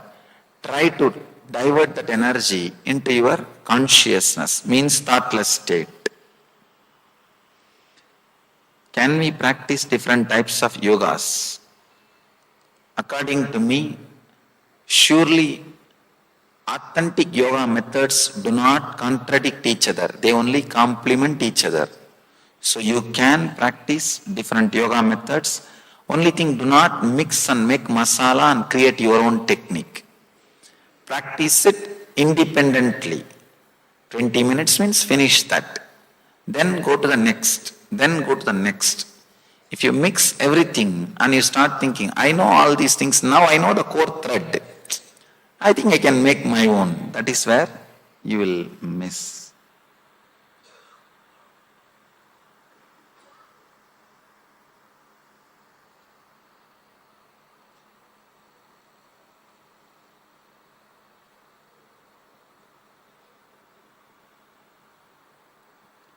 Somebody is asking a personal question about their sickness after the meditation. You can come here for the darshan. That time you can ask me. Maybe I'll be able to heal or help or answer. Whatever I can, I'll surely try to do. You said karma means unfulfillment of desires and experiences. But if we suffer from poverty, illness, our saint elders says, it is because of karma. Swamiji, please answer, will any soul or being willing to experience poverty or illness, is this become an unfulfilled desire? Please clarify. First thing, I wanted you to be very clear. If somebody is in poverty, they consciously chose it. Please understand, even if it hurts you, I have to tell the truth. That is why I am telling. Let me give you one small incident. It really happened in my life. It's a little mystical, but exactly as it happened, I am narrating. I can say, I can take a vote, I am stating the simple, straight facts. You can make out what you want to make out of this incident. In USA, one child, autistic child was brought to me for healing. They are from North India, settled in USA, maybe some 7-8-year-old child. They brought the child and asked me, Swamiji, this child is autistic, please heal him. And not a single person in their family or in their surroundings knows Tamil. I put my hand on the head of the child and started healing. In a pure village Tamil, in singular, not even in plural, in singular, That boy said, remove your hand. He just said in Tamil, remove your hand. I was shocked. Because the whole family, they are North Indian family, not a single person knows Tamil. And they said, no way this child can even hear a Tamil word. Because none of us speak and none of us know Tamil. He is growing with us. I thought maybe some spirit or ghost has possessed him. I asked him, who is speaking? He said, I am the owner of this body speaking. Don't you understand? In Tamil he started speaking. I asked him, why are you asking me to remove my hand? I am healing you. He said, I don't want to be healed. It's not your business. Just get out. I was shocked. He said, I do not want to take the responsibility of my life, going through the regular routine. I just wanted a life, comfortable life, somebody taking care of me. That's why I took this kind of a body and mind. I was shocked. I told, that is okay. You have freedom. But your parents are such nice people. Why are you torturing them? Why did you took birth? They are such nice people. He said, I took birth because they are nice people. They will take care of me. They will not put me in the hospitals or asylums or somewhere else. They will take care of me. That's why I took birth in their family. This incident gave me a very big opening or clarity. Every soul, consciously or unconsciously, knowingly or unknowingly, chooses its place, birth and the lifestyle. That is what we call prarabdha. When you come down, create the body, you design.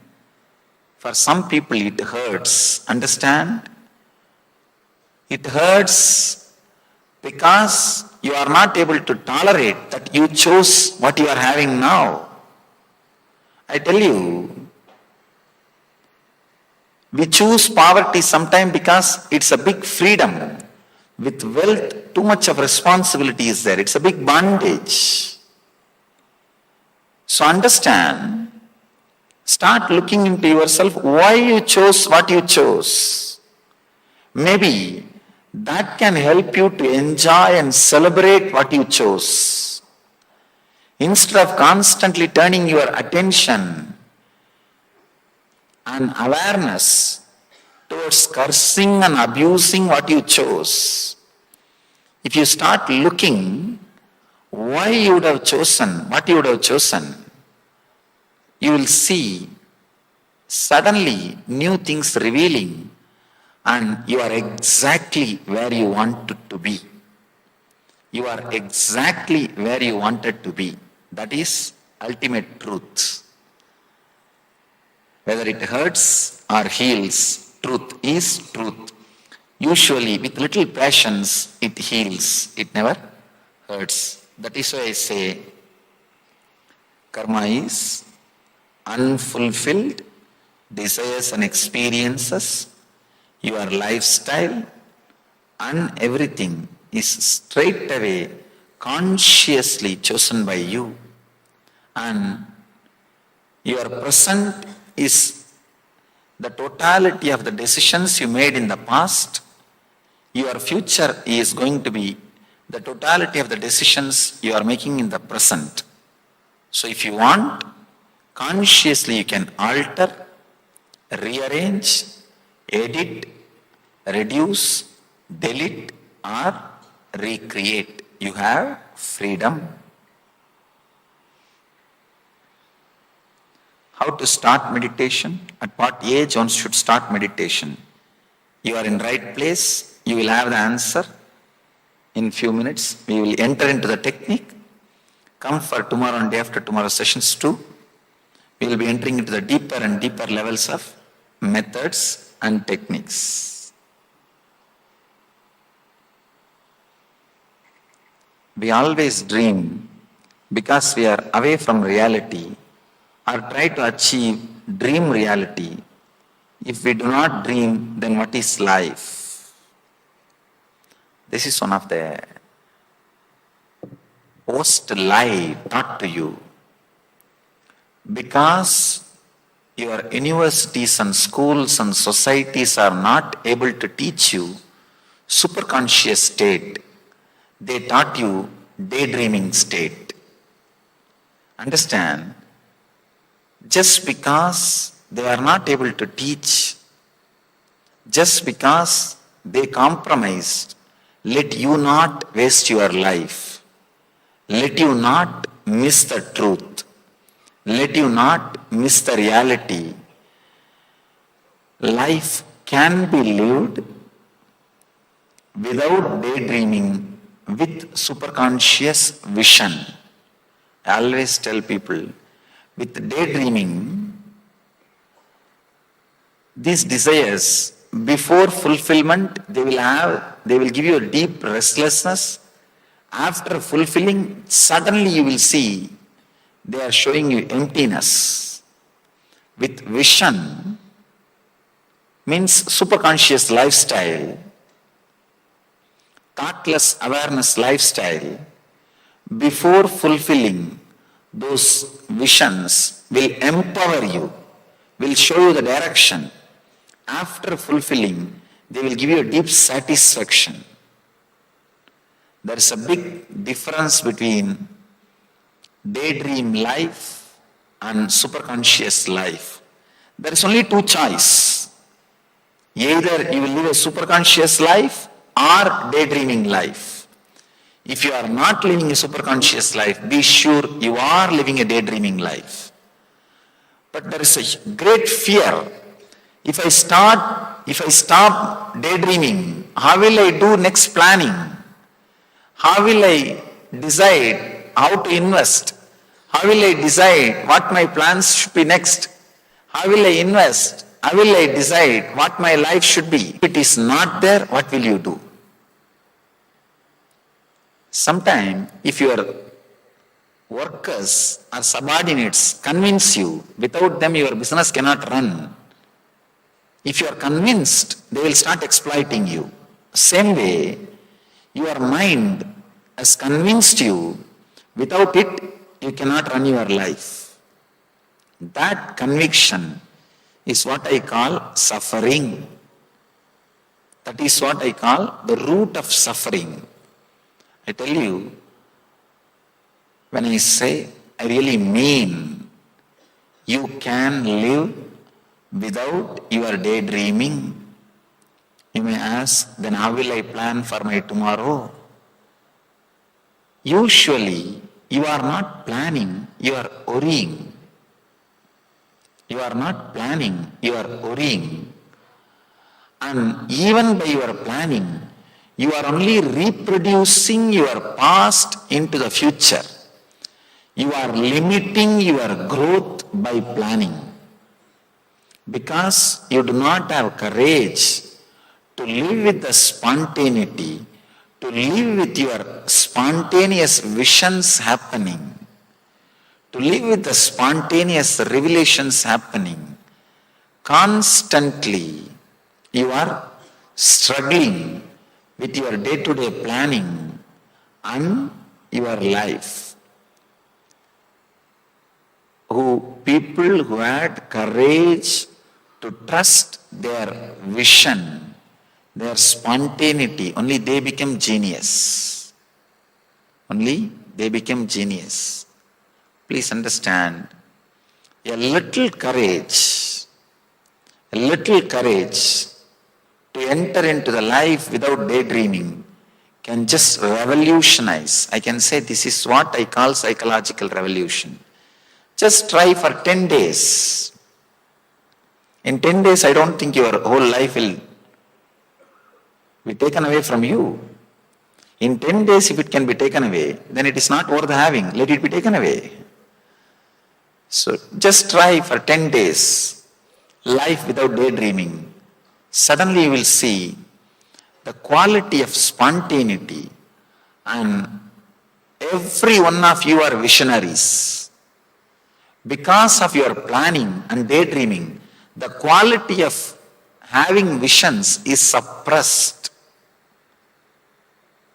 If you just remove the daydreaming, if you just remove the daydreaming and have little courage towards that quality of creating visions in you, quality of living with the spontaneity, you will see suddenly the visionary in you is awakened.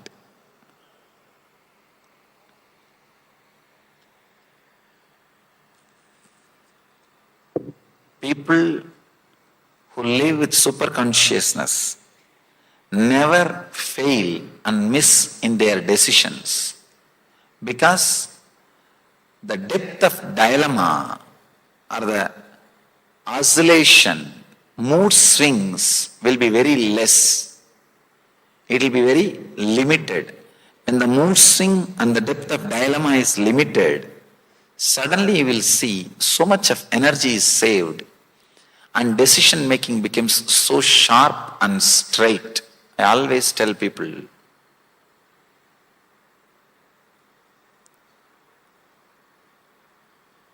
having freedom without intelligence is the worst suffering.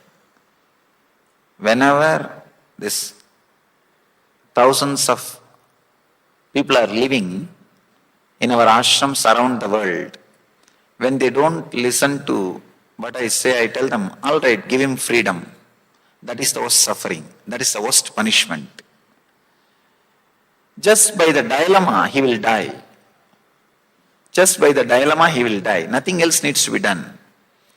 Without intelligence, when the freedom is given, it will lead only to suffering. Our daydreaming is also nothing but dilemma. The intelligence is not there, but the freedom is there. That is what I call daydreaming.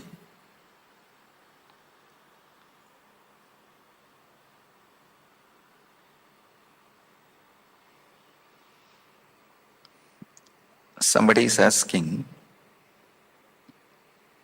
is a blissful state in one in which breathing pattern changes, it's deep and slow, and I can feel a wave of energy on the face. Is this a blissful state? I can say this is one of the symptoms of the blissful state. In the blissful state, actually the breathing pattern changes and the whole body feels the wave. This is one of the symptoms of the blissful state. This question I answered. We always dream because we are away from reality or try to achieve dream reality. If we do not dream, then what is life? So, only kids need to dream to cope up with the reality. Even after growing, if you have to dream to cope up with the reality, we are mentally retarded. We have not grown.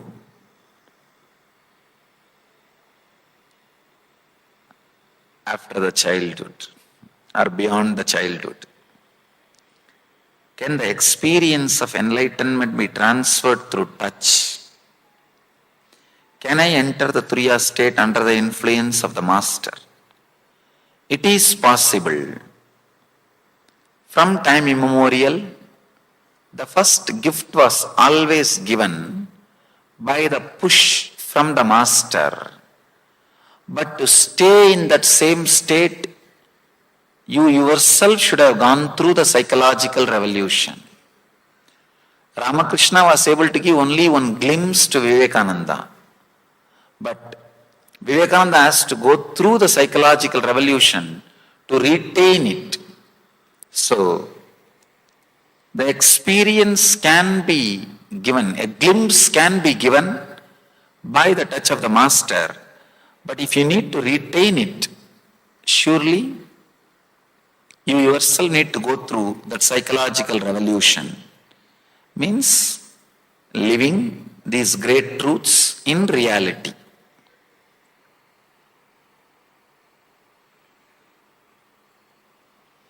If a person focuses on his work with intensity, does that person need meditation? This is again a hypothetical question. If a person focuses his work, nobody can focus without meditation.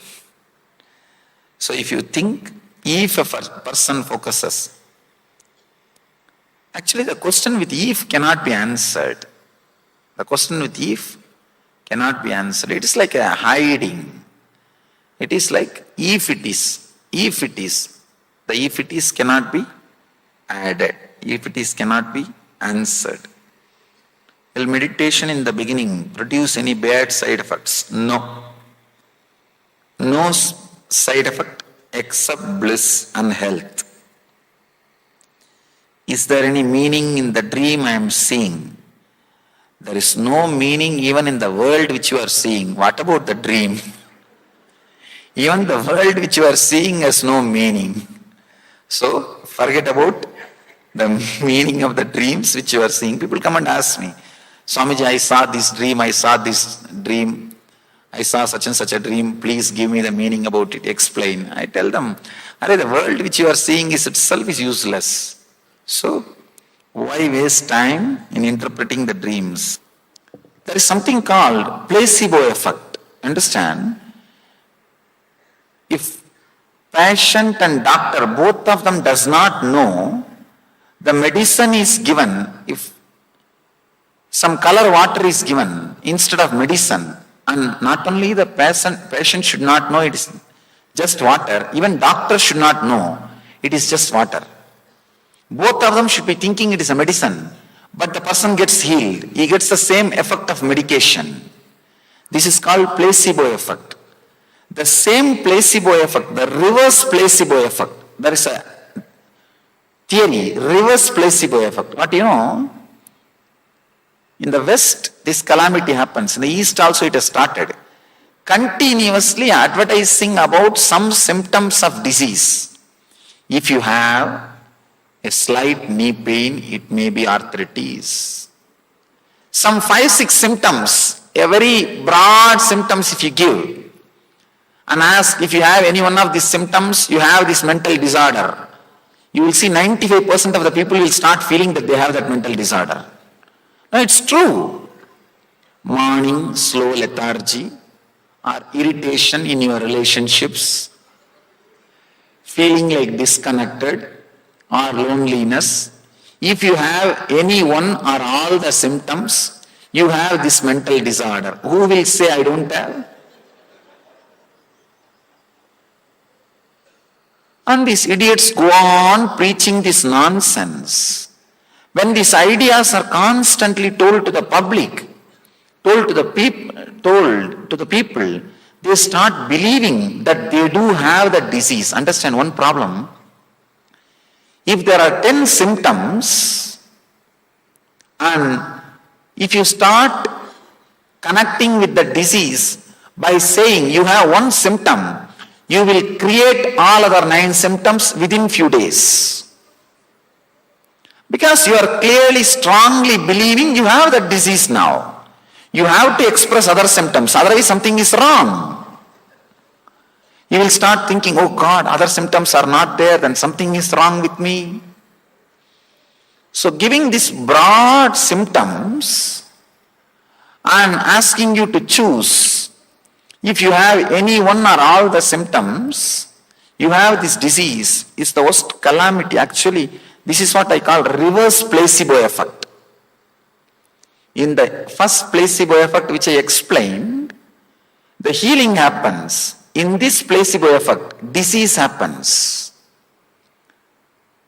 In the West, oh God, of course, the East also, of course, the Indian cities are no more Bharat. Unfortunately, we have to tell the truth. Geographically, maybe Bharat, but the great value, the great lifestyle is slowly.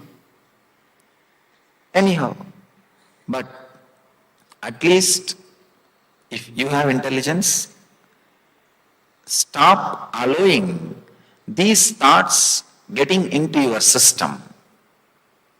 Stop allowing, especially the symptoms related to mental disorder. See, every season, every once in 3 months, in the West you will see one new diagnosis. And you will see 30% of the country is suffering with the disease. And 27% of the country is suffering with the disease. I am surprised. The moment you come out with some symptom, naturally what people will think? I think I have a little irritation. 2-3 times I shouted. I do have that symptom. You just connect with your activity and attitude and see if some one symptom clicks, then what happens? You start visualizing from next day all other symptoms are there in your life. And you connect every incident in your life and see. And you are very clear, now you have the disease. So I feel the very idea from which we look has to be shifted, has to be changed. All they missed is health, that's all. They missed an important idea, important truth. The healthy part of the human being they missed. Consciousness is the healthiest part of the human being. They are not interested in accepting that. Because the moment they accept that, they give the hope to the human being, they can heal themselves.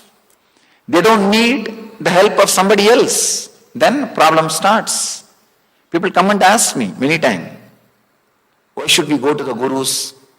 We have become dependent on masters. At least master will liberate you at some point. Master basically trusts there is a part in you which cannot be occupied or possessed by disease. What is the fastest way to spiritual progress? Shortcut.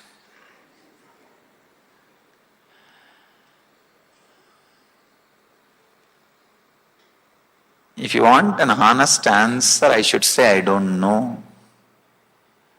I don't know is the honest answer. Because, according to me,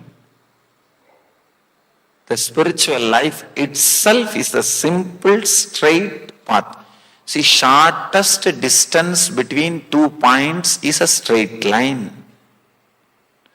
So there is no more, there cannot be any other shortcut.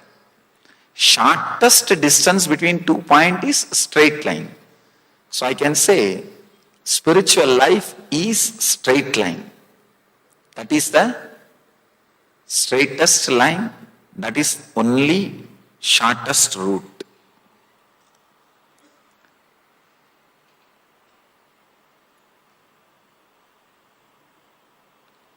Please put some light on what is it that tells me that I had a good sleep in the night.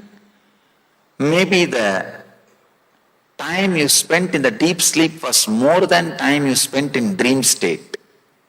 That is what you feel morning, that you had good sleep or rest.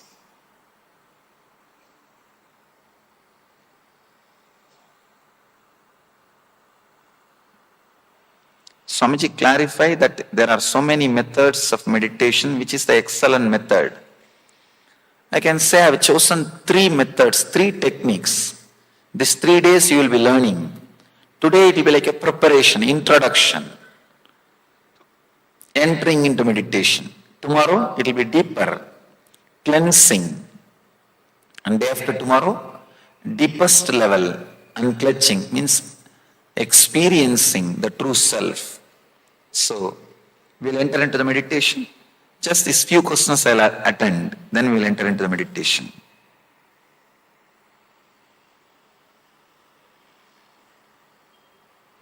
These are the questions. How long we can meditate at a stretch? How to come out from the thought flow? All these questions will be answered now in the meditation when I explain the technique.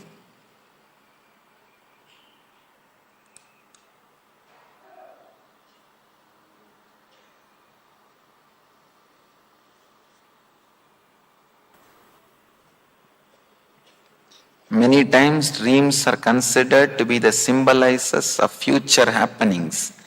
than what the dream is. I don't think your dream should be symbolizing your future. Your future is not that bad or that low that it can be predicted and planned in your dream. It should be predicted and planned in your waking state. Understand? If your future is planned and predicted in the waking state, you know where you are going. If it is predicted and planned in the dream state, understand, where are you going? Where are you heading? You don't even know where you are heading. I think it is very dangerous. Better not to be planning and predicting your future in the dream state.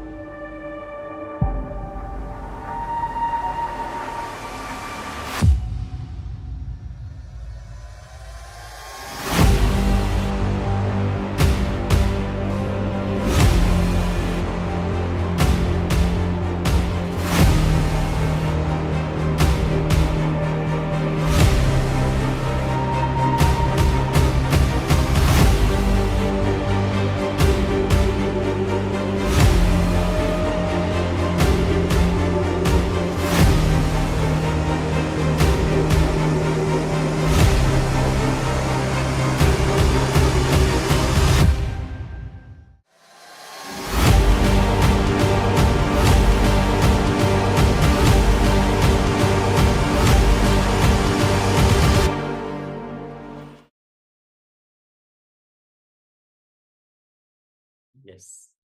Beautifully, Swamiji has answered the various questions about meditation and the various states of consciousness as well. Answering even the questions about the dream state and Turiya and so many different questions asked by the various devotees. If there are any open questions regarding meditation and effective practices regarding meditation, please put them in the chat. And now we are actually going to enter into another meditation technique. We have already experienced the humming meditation. Now we are going to enter into chaotic breathing. Chaotic breathing has been practiced in various different traditions, and it is a very powerful technique to infuse prana into the system. And it helps to break through the pranic layer as well. So it can help to overcome complicated, contradicting desires, because we simply flood our pranic layer. We overcome the patterns in which we are breathing. So all the channels are being flooded with energy. So awakening and raising the prana to its peak possibility can be achieved through chaotic breathing. The instructions are quite simple. For 7 minutes, sit in Vajrasana, kneeling position, sitting on the heels with the Muladhara. Top of the feet should be flat. Keep your eyes closed and place your hands on your hips and breathe intensely and chaotically. Don't try to fall into an even breathing pattern. Just chaotically breathe. There's no need to artificially create a different rhythm. Just don't settle. Don't fall into a breathing pattern. Inhale and exhale deeply and chaotically. Just focus on the breathing, nothing else. Your entire being should become breathing. This is how Swamiji is described. Normally in our body, the energy flows from the Sahasrara chakra, the crown center, down to the Muladhara chakra. Sitting in Vajrasana helps to redirect the prana flow upwards, up to the higher energy centers. And then infusing more and more prana naturally will fill you up completely. After this meditation, you will feel that your whole body is intense. You will feel the energy in every cell of your body. Requesting all the participants who are suffering from high blood pressure or other cardiovascular diseases to take it slow. Best avoid the practice until you consulted your doctor and ensure that this is safe for you. So without further ado, let us get ready to enter into this exercise, this meditation, chaotic breathing. Let's begin.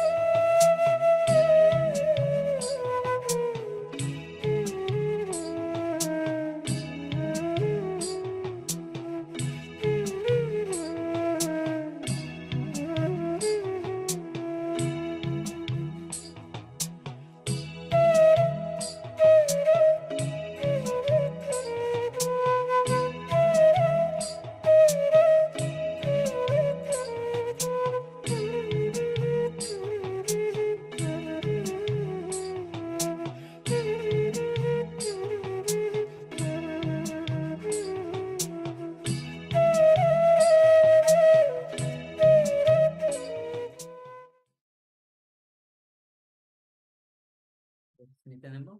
Nithyananda, all of you. So now you can relax from this intense, chaotic breathing. And you can relax your hands. You can relax even from the Vajrasana. You can sit comfortably. And understand, some say that every pattern that you have is related to some breathing pattern. So moment you do the breathing, chaotic breathing, you're breaking those patterns. Otherwise, moment you fall into some rhythm, it is getting strengthening some particular pattern in you. So when you do the chaotic breathing, you are breaking those patterns. Those patterns are not overpowering you.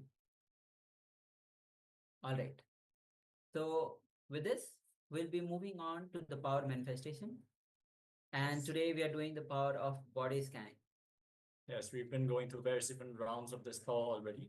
In the last round, we were scanning an image that the acharyas have been looking at. In this round, we are going to manifest the power of scanning the word the acharya is thinking of. So the acharyas are going to think of a word or a set of words, we'll decide, and you have to scan it. And any letters, any words, even if you see images, the image, you might see a landscape, you see a mountain, a river, whatever it is, just tell the words of what you have seen. So just because we are thinking of a word doesn't mean you have to see it, you have to receive it as a word. You might receive it even as a feeling or any other central perception. So requesting all the participants to settle down and be on camera for this power manifestation. Yes. So, and requesting all of you, even all the participants on the YouTube, to be to comment on the YouTube chat box and let us know your presence and how you are going through the power manifestation.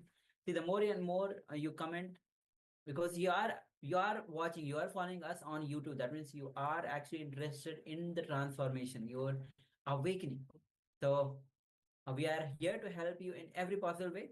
So do comment and let us know how you're going through. Any questions you have, queries that you have, please let us know.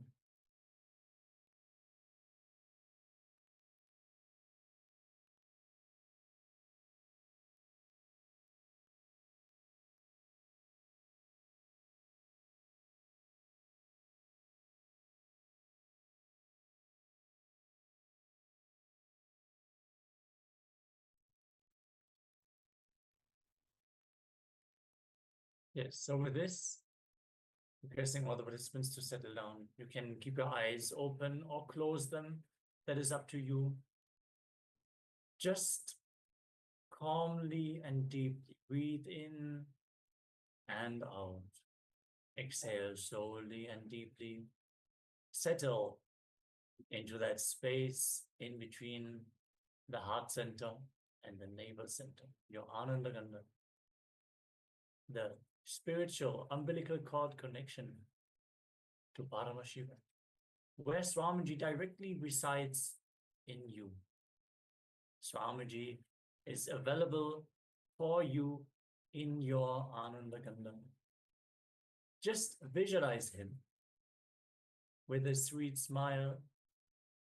He is there residing in you, waiting to reveal whatever you request.